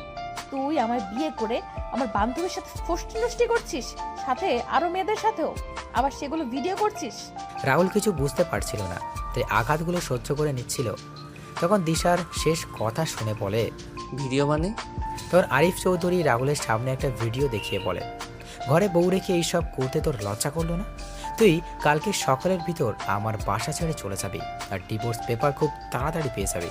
ছোট আম্মু, ছোট আব্বু আমার কথাটা শুনে একটিবার, আমি এরকম কাজ করিনি, কেউ আমায় ফাঁসিয়ে দিচ্ছে। ঠাস ঠাস, কোনো কথা বলবি না ছোট লোক। আমার বাড়ি থেকে এক্ষুনি বের হয়ে যা তুই। হুম, ছোট আম্মু ছোট আব্বু একটা কথা শোনো, তোমরা যে কারণে আমায় আঘাত করলে আর নানান কথা বললে সেইগুলো সম্পূর্ণ মিথ্যা। সত্যি একদিন সবার সামনে আসবে, ডিভোর্স পেপার খুব তাড়াতাড়ি দিয়ে দিব আপনার মেয়েকে আঙ্কেল। রাহুল কথাগুলো বলে সেখান থেকে তার রুমে চলে আসে। রুমে এসে তার সকল কিছু গুছিয়ে নিয়ে একটি ব্যাগে ঢুকিয়ে সবার জন্য একটা চিঠি লিখে বিছানায় শুয়ে পড়ে। রাত 3টায় রাহুল বাসা থেকে বের হয়ে বাস স্ট্যান্ডে এসে বাসে উঠে পড়ে। সকাল 11টায় বাস থেকে নেমে সিলেট কদমতলী বাস স্ট্যান্ডে বাস থেকে নেমে রাহুল একটা সিএনজি নিয়ে তার বাড়িতে চলে যায়। রাহুল গাড়ি থেকে নেমে তার বাসায় বেল বাজায়। কিছু সময় পর তার ভাবি এসে দরজা খুলে দিলেন। রাহুলকে দেখে তার ভাবি অনেক খুশি হলেন এবং সবাইকে ডাক দিলেন। রাহুলও হাসি মুখে বাসায় প্রবেশ করে। রাহুল বাসায় ঢুকে তার ভাতিজা আয়ানকে দেখতে পায় খেলা করছে। রাহুল আয়ানকে কোলে তুলে নিয়ে আদর করতে লাগলো। তখন রাহুলের বাবা আর ভাবি আসে। কিরে তুই একা, বৌমা আসেনি? না, কেন আসেনি? আমাদের ডিভোর্স হয়ে যাবে তাই নিয়ে আসিনি। বিয়ে হয়নি 1 মাসও হলো না আর ডিভোর্স হয়ে যাবে? আমি রুমে গেলাম, এই বিষয়ে আর কোনো কথা বলবে না কেউ তোমরা, আর বললে আমি বাড়ি ছেড়ে চলে যাব। রাহুল যখন কথা বলছিল তখন ভাবি রাহুলের চোখে পানি দেখতে পেলেন। রাহুল আয়ানকে কোলে নিয়ে তার রুমে চলে যায়। এইদিকে সকালে জাহানারা বেগম রাহুলের রুমে গিয়ে রাহুলকে কোথাও দেখতে পেলেন না। তখন টেবিলের উপর একটি চিঠি দেখতে পান। চিঠিটা নিয়ে পড়তে লাগলেন। প্রিয় আঙ্কেল আন্টি, প্রথমেই বলছি আমায় ক্ষমা করে দিবেন। আপনাদের না বলে চুরির মতো চলে এলাম। অবশ্য আমি তো এখন খারাপ ও নিকৃষ্ট মানুষ হয়ে গেছি। আপনারা আমাকে নিজের ছেলের মতো আদর স্নেহ করেছেন, সেইগুলো কখনো ভুলতে পারবো না। আমি কখনো এমন কোনো কাজ করিনি যে নিজের কোনো বদনাম হবে বা আমার জন্য কারো জীবন নষ্ট হয়ে যাবে। তবু আমি অপরাধ না করে অপরাধ স্বীকার করে নিলাম, তাই চলে যাচ্ছি আপনাদের ছেড়ে অনেক দূরে। ম্যাডামকে কয়েকদিনের ভিতরে ডিভোর্স লেটার পাঠিয়ে দিব। ভালো থাকবেন আর আমায় ক্ষমা করে দিবেন। ইতি খারাপ ছেলে রাহুল। চিঠি হাতে নিয়ে জাহানার বেগম খাবার টেবিলে চলে আসেন। আরিফ চৌধুরী আর দিশা নাস্তা করছিল, তখন জাহানারা বেগম ধপ করে বসে পড়েন। কি হলো? রাহুল কোথায়? চলে গেছে। মানে? জাহানারা বেগম চিঠি এগিয়ে দিলেন। দিশা চিঠি পড়ে মনে মনে খুব খুশি হলো। কেন জানি সে নিজের ভিতরে অস্থিরতা অনুভব করছে। তখনই বাসার বেল বেজে ওঠে। দিশা দরজা খুলে দেখতে পায় মিথিলা ও তার বাবা মা দাঁড়িয়ে আছে। দিশা একটু গম্ভীর কণ্ঠে ভিতরে আসতে বলে তাদের। দিশা, রুহুল কই রে? বাবা আর মা রুহুলের সাথে কথা বলার জন্য রাত থেকে অস্থির হয়ে আছে। কেন ওর সাথে কথা বলবেন ওনারা? আরে কালকে রুহুল না থাকলে আমার বাবাকে হয়তো আমি আর ফিরে পেতাম না। রুহুল কালকে আমার ভাইয়ের দায়িত্ব পালন করেছে। মানে? আসলে গতকাল খুব ভোরে মা ফোন দিয়ে বললেন বাবা স্ট্রোক করেছে। আমি কি করব বুঝতে পারছিলাম না। তারপর রুহুলকে বলি আমি সব কিছু। তখন রুহুল আর আমি বাবাকে নিয়ে হাসপাতালে চলে যাই। কালকে সারাদিন রুহুল আমাদের জন্য অনেক কিছুই করেছে, তাই তো বাবা সকাল হতেই চলে আসছে। কিন্তু রাহুল তো এখানেই নেই। ও চলে গেছে? চলে গেছে মানে? আসলে কালকে রাতে রাহুল আমার অনুমতি ছাড়া আমার সাথে শারীরিক সম্পর্কে লিপ্ত হয়েছে, তাই আরো মেরে বাড়ি থেকে বের করে দিয়েছি। তুই বুঝলি কি করে? আমার কাপড় ঠিক ছিল না, আর পার্টির পোশাক পরেছিলাম, কিন্তু আমার গায়ে নাইট ড্রেস ছিল। ঠাস ঠাস ঠাস। তুই কি মানুষ দিশা? কালকে সারা রাত আমি তোর সাথে ছিলাম। তুই নেশাগ্রস্ত অবস্থায় রুহুলের সমস্ত শরীরে বমি করে দিয়েছিলি, সাথে তোর নিজের পোশাকেও। তারপরও তোকে রুহুল বাসায় নিয়ে এসে রুমে রেখে যায়, আর আমি তোর কাপড় চেঞ্জ করে দিয়েছিলাম। কি? হ্যাঁ। তাহলে ওই ভিডিওগুলো কি? ভিডিওগুলো জানি না, তবে আমি জানি আমার ভাই এমন কোনো কাজ করবে না। তোমার ভাই মানে? হ্যাঁ, রুহুল হলো আমার মামাতো ভাই। দিশাকে আজ থেকে 3 বছর আগে আমার বার্থডে পার্টিতে দেখে রুহুলের ভালো লেগেছিল, আর তখন ভাইয়া আমায় বলেছিল। তারপর ভাইয়া ছদ্মবেশে আপনাদের এখানে কাজে আসে। ভাইয়া তোকে চিঠি লিখতো প্রতিদিন, আর সেই চিঠিগুলো আমি তোকে নিয়ে দিতাম। ভাইয়া তোকে সরাসরি বলতে চায়নি সে তোকে ভালোবাসে, কারণ তুই যদি মানা করে দিতি। তাই ভাইয়া চেয়েছিল তোর মনে নিজের জন্য জায়গা করে নিয়ে তোর সামনে আসবে। কিন্তু একদিন সাকিব সামনে চলে আসে আর বলে সে চিঠিগুলো দিয়েছে, আর তুইও সাকিবকে হ্যাঁ বলে দিয়েছিস। ভাইয়া তোকে এতই ভালোবাসতো যে তোর শত অপমান সহ্য করে এই বাড়িতে 2 বছর কাটিয়ে দিল। তবে ভালো করেছিস তুই ভাইয়াকে এরকম একটা অপবাদ দিয়ে তাড়িয়ে দিয়ে। তুই মিথ্যা বলছিস তাই না মিথিলা, নিজের ভাইকে বাঁচানোর জন্য? তোর কাছে কি এমন প্রমাণ আছে যে তোর ভাই নির্দোষ? প্রমাণ এই দেখ ছবিগুলো, ভাইয়া তো তোকে এগুলোই দিত। আমি তোকে অনেকবার বোঝাতে চেয়েছিলাম, কিন্তু তুই বুঝতে চাসনি। আর আমার ভাইয়া কোনো ছোট লোক না, আমার ভাইয়া একজন বিসিএস ক্যাডার। তোর সাথে আজ থেকে আমার আর কোনো সম্পর্ক নেই। ভালো থাকিস। আর আমি ভাইয়াকে বলবো তাড়াতাড়ি করে তোকে ডিভোর্স দিয়ে দেওয়ার জন্য। তোর থেকে অনেক ভালো মেয়ে দেখে আমার ভাইয়ার বিয়ে দিব। বাবা মা চলো, এখানে আর 1 মিনিটও না। মিথিলা, চুপ miss Disha, enough is enough. তুই আমার ভাইয়াকে মেরে ফেলতে চেয়েছিলি দিশা? তুই এতটা অহংকারী হয়ে গিয়েছিলি যার জন্য গুন্ডা পাঠিয়ে আমার ভাইয়াকে মারলি? আমার ভাইয়ার 2 হাতে জ্বলন্ত রড ঢুকিয়ে দিলি, সাথে বিষাক্ত বিষও দিয়েছিলি। জানিস এত কিছুর পরও ভাইয়া কাউকে কিছু বলেনি, কারণ ভাইয়া তোকে ভালোবাসে দিশা। আর তুই কি করলি? বাহ দিশা বাহ। দিশা গুন্ডা দিয়ে মেরেছিল মানে? দিশা যখন জানতে পারল রুহুল সাকিবের কথা আপনাকে বলেছে, সেটা শুনেই দিশা এমন একটা কাজ করে। তুই চিন্তা করতে পারছিস আমার ভাইয়া তোকে কতটা ভালোবাসে, যে নিজের জীবনের কথা চিন্তা না করে প্রিয় মানুষটার এমন ঘৃণিত কাজের কথা কাউকে বলেনি, আমাকেও বলতে চায়নি। কিন্তু আমি ভাইয়ার থেকে তার ভালোবাসার কসম দিয়ে কথাটা জানতে পেরেছি। মিথিলা কথাগুলো বলে সেখান থেকে চলে যায়। আরিফ চৌধুরী আর জাহানারা বেগম নিশ্চুপ হয়ে বসে আছেন। তারা রাহুলের সাথে কালকে যে ব্যবহারটা করেছেন, এরপর তারা আর কিছু বলবে কি করে? দিশা মিথিলার মুখে সব শুনে নিস্তব্ধ হয়ে যায়। দিশা তার রুমে চলে যায়। দিশা রুমে গিয়ে কি করবে বুঝতে পারছে না। দিশা রুমে গিয়ে চিঠিগুলো বের করে জ্বালিয়ে দিল। দিশার যেন কান্নার বেগ বাড়তে লাগলো। এদিকে রাহুল নিচে এসে খাওয়া দাওয়া করে আয়ানকে নিয়ে ছাদে চলে যায়। কিছুক্ষণ ভাবি এসে রাহুলের পাশে দাঁড়ান। তখন রাহুল পড়ে, ভাবি কিছু বলবে? তোর কি হয়েছে আমায় বল। তুই গেলি হাসি মুখে আর ফিরলি কালো মুখে। ভাবি সব কিছু বললাম ভাবিকে। এখন কি করবি? ডিভোর্স হয়ে যাবে। রাহুলের ফোন বেজে ওঠে। রাহুল ফোন নিয়ে কিছুটা দূরে চলে যায়। কিছু সময় পর কথা বলে রাহুল তার ভাবির কাছে চলে আসে। তখন ভাবি বলেন, কে কল দিয়েছিল আর কোথায় যাবি? পুরনো কিছু আগাছা পরিষ্কার করতে। আগাছা পরিষ্কার করার সময় হয়ে গেছে। রাহুল তুই কিন্তু। ভাবি তুমি তো সব জানোই, তাহলে আর কিছু বলবে না প্লিজ। কবে যাবি তুই? আজকে রাতেই যাব। আচ্ছা। রাতের বেলা রাহুল তার ভাবিকে বলে বেরিয়ে পড়ে তার কাছে। রাহুল পুরাতন জঙ্গলের ভিতরে বাড়িতে প্রবেশ করে তার গুপ্ত জায়গায় চলে যায়। সেখানে গিয়ে রাহুল সবার সাথে কথা বলে সবাইকে নিয়ে কিছু সময় পর রেডি হওয়ার জন্য বলে তার নিজের রুমে চলে যায়। রুমে গিয়ে ভাই আর মেয়ের ছবির দিকে তাকায় আর মা আর ভাইয়ের সাথে কাটানোর সময়গুলো মনে করে রাহুলের চোখ ভিজে ওঠে।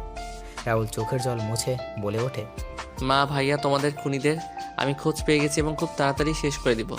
আজকে একজনের জীবনের শেষ দিন হতে চলেছে। আমায় তোমরা আশীর্বাদ করো শুধু। রাহুল তার টিমের সবাইকে নিয়ে বেরিয়ে পড়ে একটা ফ্যাক্টরির উদ্দেশ্যে। ফ্যাক্টরিতে পৌঁছে কোনো কথা ছাড়াই গুলি করতে লাগে। মুহূর্তের মধ্যেই ফ্যাক্টরি পরিণত হয় শ্মশানে। রাহুল ফ্যাক্টরি থেকে কিছু কাগজ নিয়ে বের হয়ে যায় এবং বোমার ফ্যাক্টরি উড়িয়ে দিল। রাহুল সবাইকে চলে যেতে বলে। রাহুল চলে যায় তার বাড়িতে। রাহুল বাড়িতে গিয়ে ফ্রেশ হয়ে এসে ঘুমিয়ে পড়ে। পরদিন সকালে নিউজে বলছে কয়েকদিন আগের সর্দারের পোস্টারে তাহলে সত্যি হলো। সর্দার তার আগমনের চিহ্ন দিয়ে দিয়েছে। কালকে রাতে একটা পরিত্যক্ত ফ্যাক্টরিতে তৈরি হওয়া বিষাক্ত কেমিক্যালের মেশিন ও সকল লোকেদের হত্যা করা হয়েছে। সর্দারের next target mafia king Tony ভাই। পরের দিন সকালে রাহুলের ঘুম থেকে উঠে নাস্তা করে বের হয় গ্রামের দিকে। রাহুল তার বাজারে চলে যায়। সেখানে গিয়ে দেখতে পায় তার সব বন্ধুরা বসে আড্ডা দিচ্ছে। রাহুলও তাদের সাথে আড্ডায় যোগ দিল। এদিকে দিশা সকালে ঘুম থেকে উঠে নাস্তা করে বের হয়ে যায় কলেজের উদ্দেশ্যে। কলেজে গিয়ে সবার সাথে আড্ডা দিয়ে বসে সবাই কথা বলছে, হাসাহাসি করছে। কিন্তু দিশা কেন জানি হাসতে ভুলে গিয়েছে।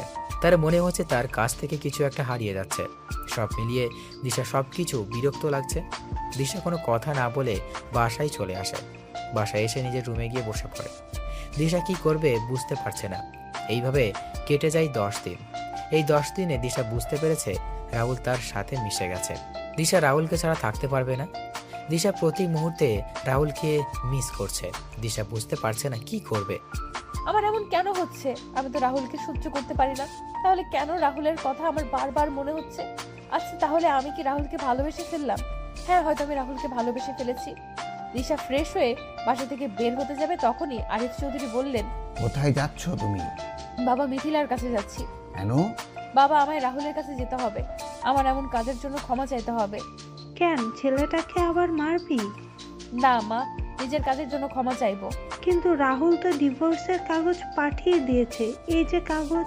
দিশা কাগজটা ভালো করে একবার দেখে কাগজটা ছিঁড়ে ফেলে দেয় আর বলে, আমি এই ডিভোর্স মানি না, আমি গেলাম। দিশা মিথিলার উদ্দেশ্যে বেরিয়ে পড়ে। দিশা মিথিলার বাসার সামনে এসে বেল বাজায়। কিছুক্ষণ পর মিথিলা এসে দরজা খুলে দিল। দিশা মিথিলার হাত ধরে বলে ওঠে, দোস্ত, তুই আমায় ক্ষমা করে দে। তুই আমায় রাহুলের কাছে নিয়ে চল প্লিজ। কেন, আর কিছু বাকি আছে যা তুই আমার ভাইয়ের সাথে করিসনি? না এখন প্রাণে মেরে ফেলবি? দোস্ত, তুই এত নিষ্ঠুর হোস না। আমি তোর পায়ে পড়ি, প্লিজ তুই আমায় নিয়ে চল। আমি এই কয়দিনে বুঝতে পেরেছি রাহুল আমায় কতটা জুড়ে আছে। আমি পারবো না আমার ভাইকে আর কষ্ট পেতে দেখতে। এখন গিয়ে বন্ধুত্ব করবি, তারপর আবার আঘাত করবি। তার যে ভালো হবে তুই সরে দাঁড়া আমার ভাইয়ের জীবন থেকে। একটা ছেলে কতটা ভালোবাসলে নিজের আলিশান বাড়ি ছেড়ে তোদের বাসায় চাকরের কাজ করে।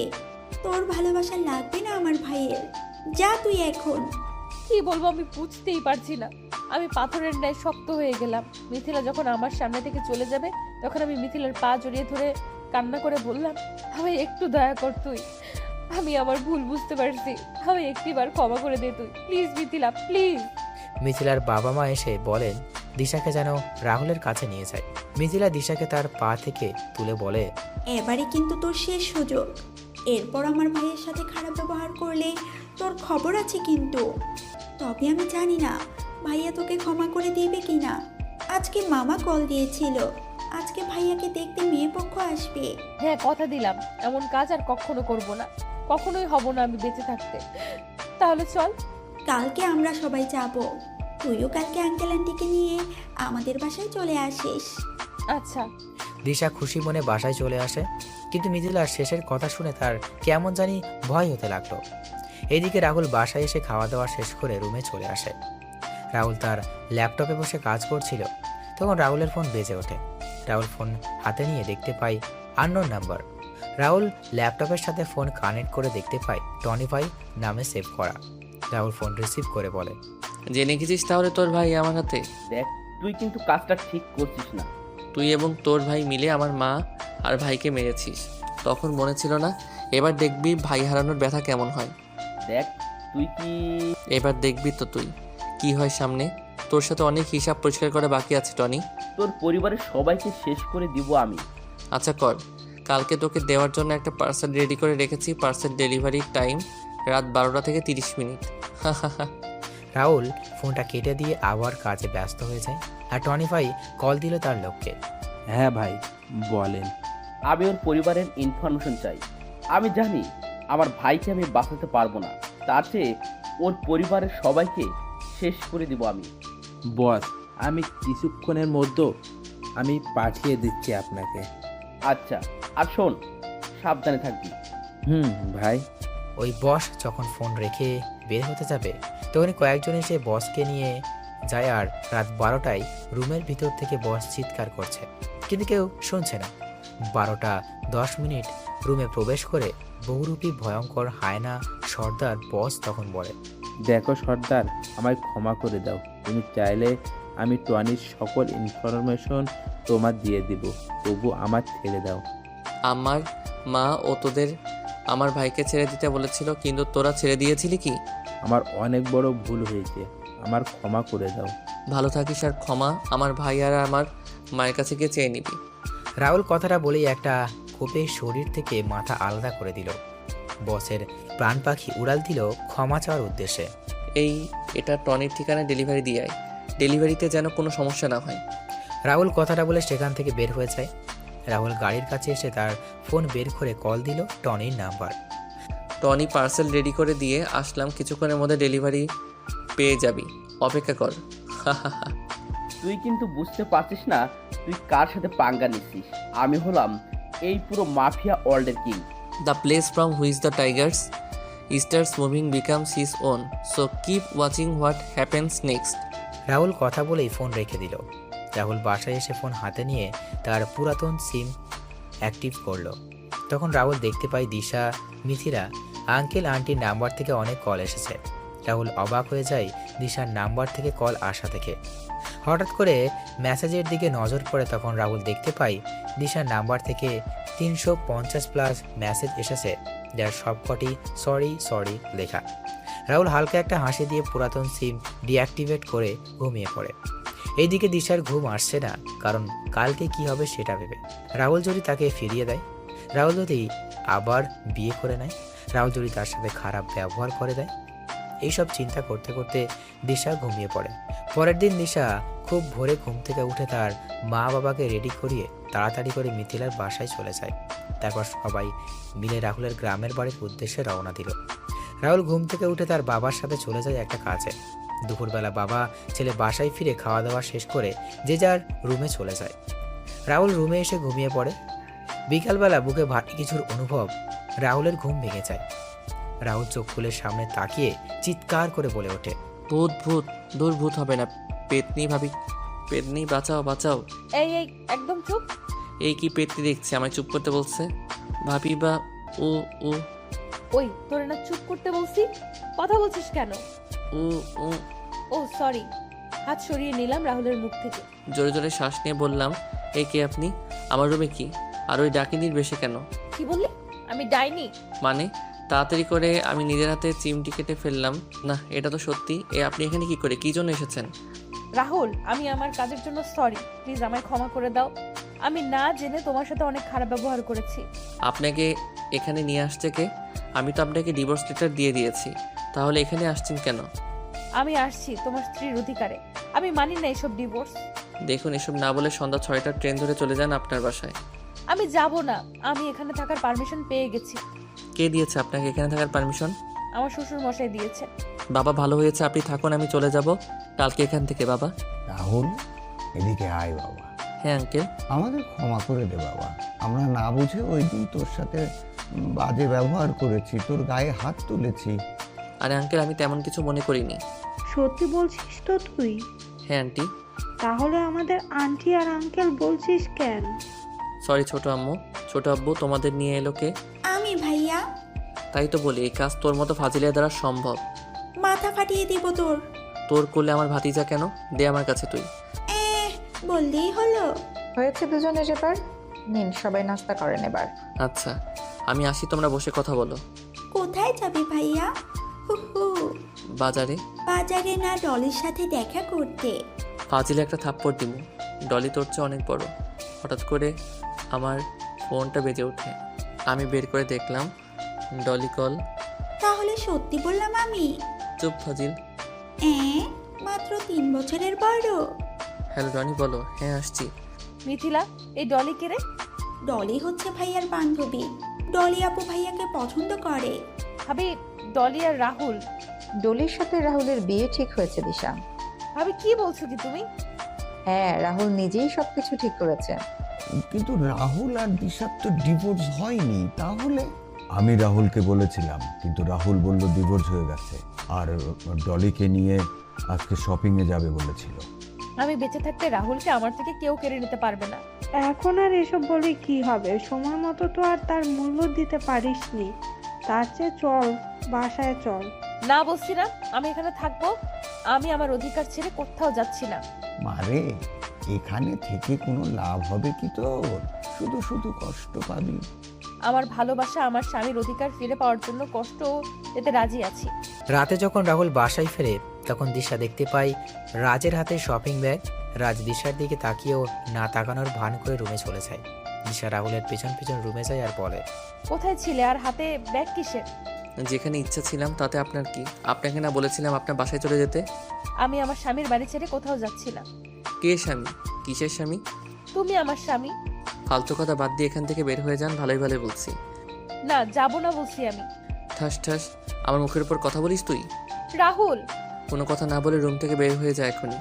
দিশা কান্না করতে করতে রুম থেকে বের হয়ে ছাদে চলে যায়। দূর থেকে রিয়াদ চৌধুরী আর জাহানারা বেগম সবকিছু দেখছিলেন আর চোখের জল ফেলছিলেন। তখন রিয়াদ চৌধুরী বলেন, সবই কপাল, মেয়েটা ছেলেটাকে কম কষ্ট দেয়নি। এবার বুঝুক ভালোবাসার মানুষ কষ্ট দিলে কেমন লাগে। মেয়েটার জীবন এভাবে ধ্বংস হয়ে যাবে আর আমরা মা বাবা হয়ে তা দেখে যাব? কোন মুখে তুমি তোমার মেয়ের হয়ে কথা বলবে বলো? মেয়েটা আরেকটু হলে একটা ছেলেকে পঙ্গু করে দিত। তুমি বুঝতে পারছো না কেন? মেয়েটার কান্না আমি যে সহ্য করতে পারছি না। এইদিকে তার ডান বসের জানালা থেকে এসে এক নাগাড়ে ড্রিঙ্কস করে যাচ্ছে, কিন্তু কিছুতেই তার নেশা হচ্ছে না। টনি তার ভাই সাকিবের ছবির দিকে তাকিয়ে বলছে, সাকিব ভাই, আমায় ক্ষমা করে দিস। আমি তোকে বাঁচাতে পারলাম না। জানি না তুই বেঁচে আছিস কিনা। আমায় ক্ষমা করে দিস ভাই। তবে কথা দিচ্ছি, ওই সর্দারকে আমি শেষ করে দিব। সাকিব চিৎকার করছে, কিন্তু তার চিৎকার দেওয়ালে আঘাত পেয়ে আবার ফিরে আসছে। হঠাৎ করে দরজা ঠেলে ভিতরে প্রবেশ করে রাহুল। রাহুলকে দেখতে পেয়ে সাকিব বলে ওঠে, রাহুল তুই? সর্দার বলো। কি তার মানে তুই সর্দার? হ্যাঁ আমি সর্দার। তুই আর তোর ভাই মিলে আমার ভাই আর মাকে মেরেছিস, সাথে আমার ভালোবাসাকে আমার থেকে দূরে সরে করেছিস। এবার তোকে আমি পৃথিবী থেকে দূর করাবো। দেখ, আমার ভুল হয়েছে, আমায় ক্ষমা করে দে। আমি আমার সকল কাজের জন্য অনুতপ্ত। আমি সবকিছু স্বীকার করে নিচ্ছি তো। আমার আদালতে আমি কাউকে ছাড় দেই না, তোরও কোনো ছাড় নেই। যা তুই চলে যায়, খুব তাড়াতাড়ি তোর ভাইকেও পাঠিয়ে দিব।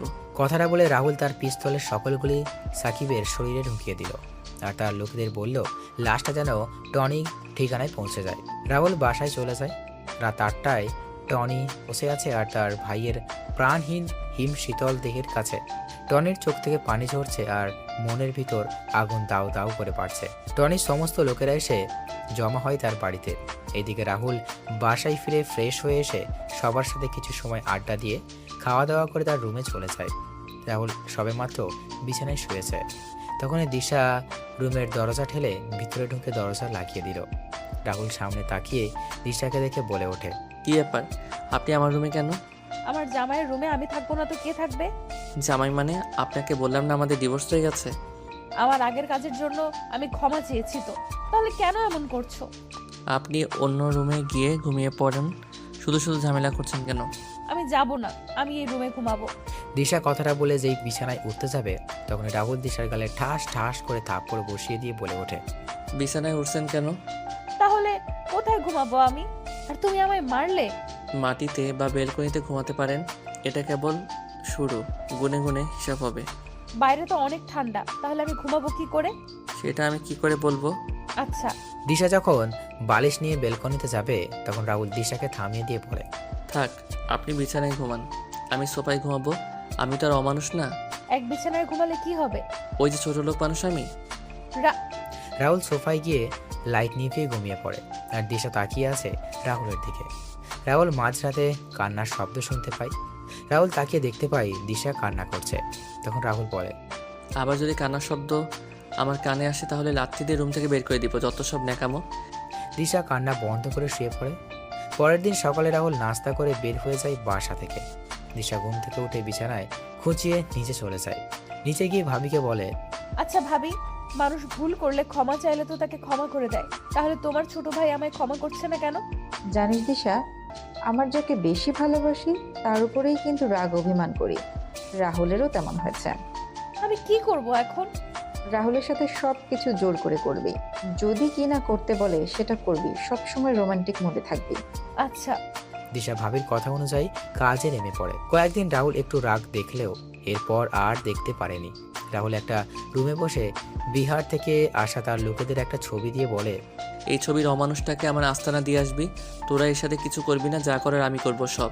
টনি তার ছেলের কবর দিয়ে এসে তার সমস্ত লোকের উদ্দেশ্যে বলে ওঠে, ওই তোরা সর্দারকে খুঁজে বের কর, যত টাকা লাগবে আমি দেব। আমার ছেলের খবরের সাথে সাথেও আমি ওই সর্দারের খবর দেখতে চাই। আমার থেকে আমার সব কিছু কেড়ে নিয়েছে ও, আমি ওর থেকে ওর সব কিছু কেড়ে নিব। ওই সর্দারের এমন ভয়ানক মৃত্যু দিব যা দেখে মৃত্যু দেবতাও ভয় পেয়ে যায়। রাহুল সেখান থেকে চলে আসে।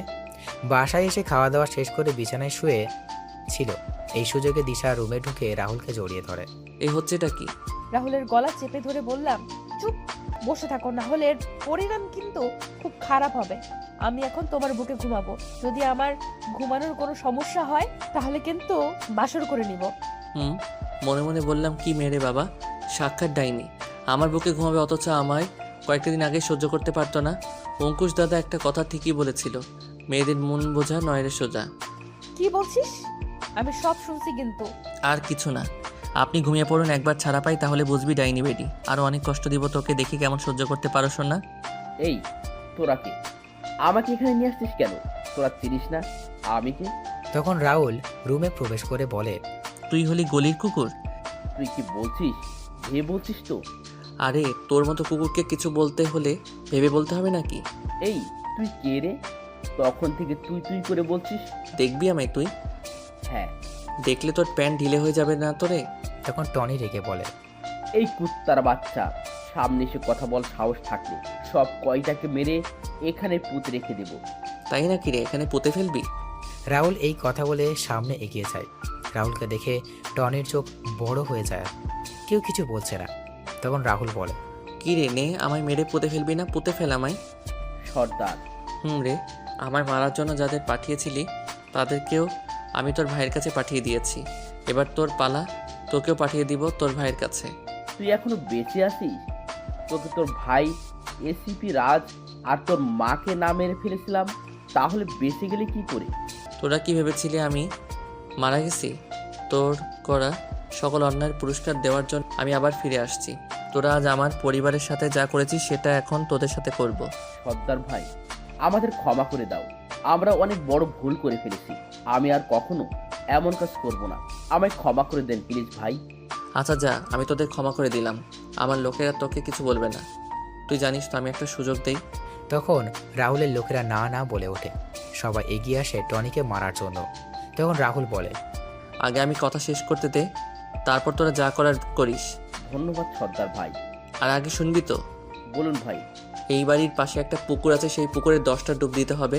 10টা ডুব দিয়ে উঠে আসলেই আমরা তোকে ছেড়ে দিব। কিন্তু ওইখানে তো শার্ক আর কুমির আছে। তাহলে তুই এই হান্টারদের হাতে মরবি। দেখছিস এক একটাকে, এরা বিহারের জঙ্গল পশু শিকার করে, কিছু ঝলক দেখবি নাকি? বলে হাসতে লাগলাম। আমি সর্দারের এর কথা শুনে ওই হান্টারগুলোর দিকে তাকলাম। এইগুলো আসত একটা জমদূত, তার চেয়ে আমি বরং পুকুরে 10টা ডুব দিয়ে আসি। আমি তখন বললাম, আমি রাজি পুকুরের ডুব দিতে। এটা শুনে রাহুল একটা রহস্যময় হাসি দিল। তখন রাহুল তার লোকের কানে কানে কিছু কথা বলে।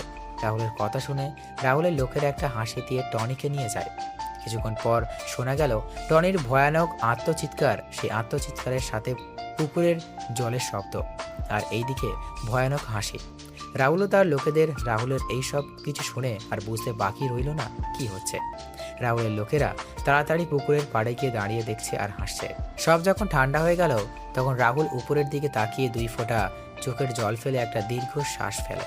রাহুল তার লোকেদের উদ্দেশ্যে তাকিয়ে বলে, কিরে, এবার তোদের রাগ কমেছে? সবাই একসাথে চিৎকার দিয়ে বলে ওঠে, হ্যাঁ ভাই হ্যাঁ। রাহুল রাতে বাসায় ফিরে খাওয়া দাওয়া করে সোফায় গিয়ে শুয়ে পড়ে। পরের দিন সকালে ঘুম থেকে উঠে নাস্তা করে তার অফিসে চলে যায়। রাতের বেলা সবাই বসে খাবার খাচ্ছিল। রাহুল দেখতে পায় দিশার পাশে জায়গা খালি। রাহুল সেখানে না বসে সোফায় বসতে যাচ্ছিল। তখন ভাবি রাহুলকে বলেন, রাহুল খেতে বস সবার সাথে, ওইদিকে কোথায় যাচ্ছিস? ভাবি টিভি দেখবে তো, আর তুমি খাবারটা বেড়ে দাও, আমি এখানে বসে খেয়ে নিব। ভাবি তুমি বসো, আমি খাবার বেড়ে দিচ্ছি। ভাবি খাবারটা তুমি নিয়ে এসো, তুমি যদি নিয়ে আসতে না পারো তাহলে বাদ দাও। দিশা রাহুলের কথা শুনে খাবার বাড়তে গিয়েও বাড়ল না। ভাবি কোনো কথা না বলে খাবার নিয়ে রাহুলের কাছে দিয়ে আসে। রাহুল খাবার খেয়ে তার রুমে চলে যায়। রুমে গিয়ে রাহুল ডলিকে শুনিয়ে শুনিয়ে ডলির সাথে কথা বলছিল। দিশা সেগুলো শুনেও কিছু বলল না। রাহুল কিছু সময় পর ঘুমিয়ে পড়ে। মাঝরাতে রাহুলের ঘুম ভেঙে যায়। রাহুল দেখতে পায় দিশা তার পায়ের কাছে পা জড়িয়ে ধরে ঘুমিয়ে আছে। দিশার এই অবস্থা দেখে রাহুলের কষ্ট হলেও রাহুল কিছু বলল না। এইভাবে দিন চলে যাচ্ছিল। রাহুল অফিস থেকে ফিরছিল, তখন তার ভাবি রাহুলকে তার সাথে বাসার বাইরে আসতে বলেন। রাহুল কি শুরু করে দিচ্ছিস তুই? আর মেয়েটাকে কত কষ্ট দিবি? এখনো তো কিছুই করিনি। আমার সাথে কি কি করেছে তুমি জানো? এই, তাহলে তুই ওকে ভালোবাসতি? এটা তোর ভালোবাসার প্রমাণ? মেয়ে আজকে এখানে এসেছে 2 মাসের উপরে, তুই কি কম অত্যাচার করেছিস? মেয়েটার সাথে ভালো করে কথা বলেছিস? কিন্তু ভাবি, জানিস তো রাহুল, ক্ষমা করে দেওয়া হচ্ছে মানুষের সবচেয়ে ভালো গুণ। আমি কি বলেছি তুই সেটা নিশ্চয়ই বুঝতে পারছিস। ভাবি। পরের দিন রাহুল ছাদে দাঁড়িয়ে আছে, তখন দিশা রাহুলের কাছে এসে বলে ওঠে, তাহলে সমস্ত খুনিদের মেরে ফেললে কি সুন্দর ছাদে বসে সিগারেট টানছো মনের সুখে, একেবারে ইনোসেন্ট ছেলে। আমি মেয়ে কণ্ঠ শুনে পিছনে তাকালাম, দেখলাম উক্ত কথাগুলো দিশা বলছে। আমি বললাম, মানে কি বলছেন কি? ইন্টারপোল অফিসার রাহুল আর সন্ত্রাসীদের আতঙ্কের নাম সর্দার মানুষটা যে তুমি, আমি সেটা জানতে পেরেছি। কি যাতা বলছেন? সত্যি বলছি আমি। কি প্রমাণ আছে আপনার কাছে? প্রমাণ দেখতে চান আপনি? কি প্রমাণ? প্রমাণ হলো আপনার এই ব্যাজ, আপনার এই আইডি কার্ড। এগুলো কোথায় পেলেন আপনি? আজকে তোমার রুম পরিষ্কার করতে গিয়ে। আমার জিনিস কাকে জিজ্ঞেস করে হাত দিয়েছো তুমি? আমার অধিকার আছে তাই দিয়েছি। বেশি কথা না বলে রেডি হয়ে নাও, আজকে আমাদের বিয়ে। বিয়ে মানে? আজকে তোর বিয়ে দিশার সাথে। কি আমি করব না বিয়ে? কেন? যে ঝগড়াটে মেয়ে, কথায় কথায় ঝগড়া করে আর অহংকারীও। আরে ভাইয়া, তোদের মানাবে খুব সুন্দর। ওরে বান্দরনি, তুই কোথায় ভাইকে সাপোর্ট করবি তা না করে ওই ভয়ঙ্করী মেয়েকে সাপোর্ট করছিস। তখন দিশা রাহুলের সামনে এসে দাঁতে দাঁত চেপে বলে, ওনার সাথে আমার কিছু কথা আছে, তোমরা ছাদে থাকো, আমরা কথা শেষ করে আসছি। এই কথা বলে দিশা রাহুলকে টানতে টানতে নিচে নিয়ে আসে, আর এইদিকে সবাই হাসছে। দিশা রাহুলকে তার রুমে নিয়ে গিয়ে দরজা লাগিয়ে রাহুলের কলার টেনে পড়ে। কি বললি তুই? আমায় বিয়ে করবি না? ঠিকই বলছি, আর তুমি আমায় তুই তুই করে বলছো কেন? বেশ করেছি বলেছি, ভালোই ভালোই বিয়ে করতে রাজি হয়ে যাও, না হলে কি জুতা দিয়ে আবার মারবেন? কি তো চাইলে মারতে পারেন। এখনই বাসর করে নিব। কি বেয়াদব মেয়ে মাইরি। ওই কথাটা বলে খাটে চল, নইলে এখন এটা জোর করে নিব। ওইটা মানে? দেখাবো নাকি? রাহুলের দিকে এগোতে লাগলাম। না, এই না। দিশা একটা ছুরি নিয়ে নিজের হাতে টানতে লাগলো। দিশার হাত থেকে রক্ত পড়ছে। রাহুল তাড়াতাড়ি করে দিশার দিকে এগিয়ে যায়। দিশা পিছিয়ে গিয়ে বলে, আমার দিকে এগোবে না, আমি অনেক খারাপ আচরণ করেছি তোমার সাথে, আমার বেঁচে থাকার কোনো অধিকার নেই, তাই তো তুমি আমায় বিয়ে করবে না। ম্যাডাম, আমাকে ক্ষমা করে দিও, ভালো দেখে কাউকে বিয়ে করে সুখে থেকো। দিশা যখন ছুরি চালাতে যাবে তখন রাহুল বলে ওঠে, আমি রাজি বিয়ে করতে তোমায়, প্লিজ এমনটা করো না। দিশা ছুরিটা ফেলে রাহুলকে গিয়ে জড়িয়ে ধরে কান্না করতে থাকে। রাহুলও দিশাকে জড়িয়ে ধরে আছে। দিশা বলে, আগে সবাইকে চিৎকার করে বলো আমায় বিয়ে করবে। আচ্ছা, পরে বলবো। আমি কিন্তু আবার ছুরি নিয়ে নিব। বলছি এই আমি বিয়ে করতে রাজি। রাহুল দিশার হাতে ব্যান্ডেজ করে দিয়ে রুম থেকে বেরিয়ে সবাইকে বলে দেয় সে বিয়েতে রাজি। কবুল বলার সময় মিথিলা রাহুলকে বলে, ভাই বললে বিয়ে করবেন না, তারপর বিয়ে করতে রাজি হলেন, বুঝলাম না। ভাবি গো, দিশাকে বিয়ে না করলে আমার ওটা নিয়ে নিত। কি নিত? বলা যাবে না, তুই বিয়ে করে নে, তাহলে বুঝতে পারবি। আচ্ছা ভাই, আপনার দরকার লাগবে না আবার আমাদের? আমি আছি বোন, আপনি আমায় একবার বলবেন। বিয়ের অনুষ্ঠান শেষ করে সবাই চলে যায়। তখন ভাবি তার রুমে যাওয়ার সময় দেখতে পাই রাহুল দাঁড়িয়ে আছে মা আর তার ভাইয়ের ছবির সামনে। তখন ভাবি এসে রাহুলকে বলে, কি রে ভাইয়া দাঁড়িয়ে আছিস যে? আজকে মা ভাইয়া নেই, ওরা থাকলে কত ভালো হতো না বলো ভাবি। ভাইয়া ওদের জন্য আমাদের দোয়া করা ছাড়া আর কিছু করার নাই। যা রুমে যা, রাত হয়েছে অনেক। যাচ্ছে, আগে পাঠাক আর পাঠিকাদের কাছ থেকে দোয়া আর বিদায় নিয়ে নিই। ও আচ্ছা, আমার সালাম দিস তাদের, বলিস শীঘ্রই দেখা হবে আবার। আচ্ছা যাও। যাচ্ছি। তো পাঠক আর পাঠিকাগণ, আমাদের জন্য দোয়া করবেন, আমাদের দাম্পত্য জীবন যেন সুখের হয়। জানি না ওই তিতা জুস আবার কি করে আমার সাথে, আপনারা আমার জন্য দোয়া করবেন। দেখা হবে আপনাদের সাথে নতুন কোনো গল্পে। সবাই দোয়া করবেন। সমাপ্ত।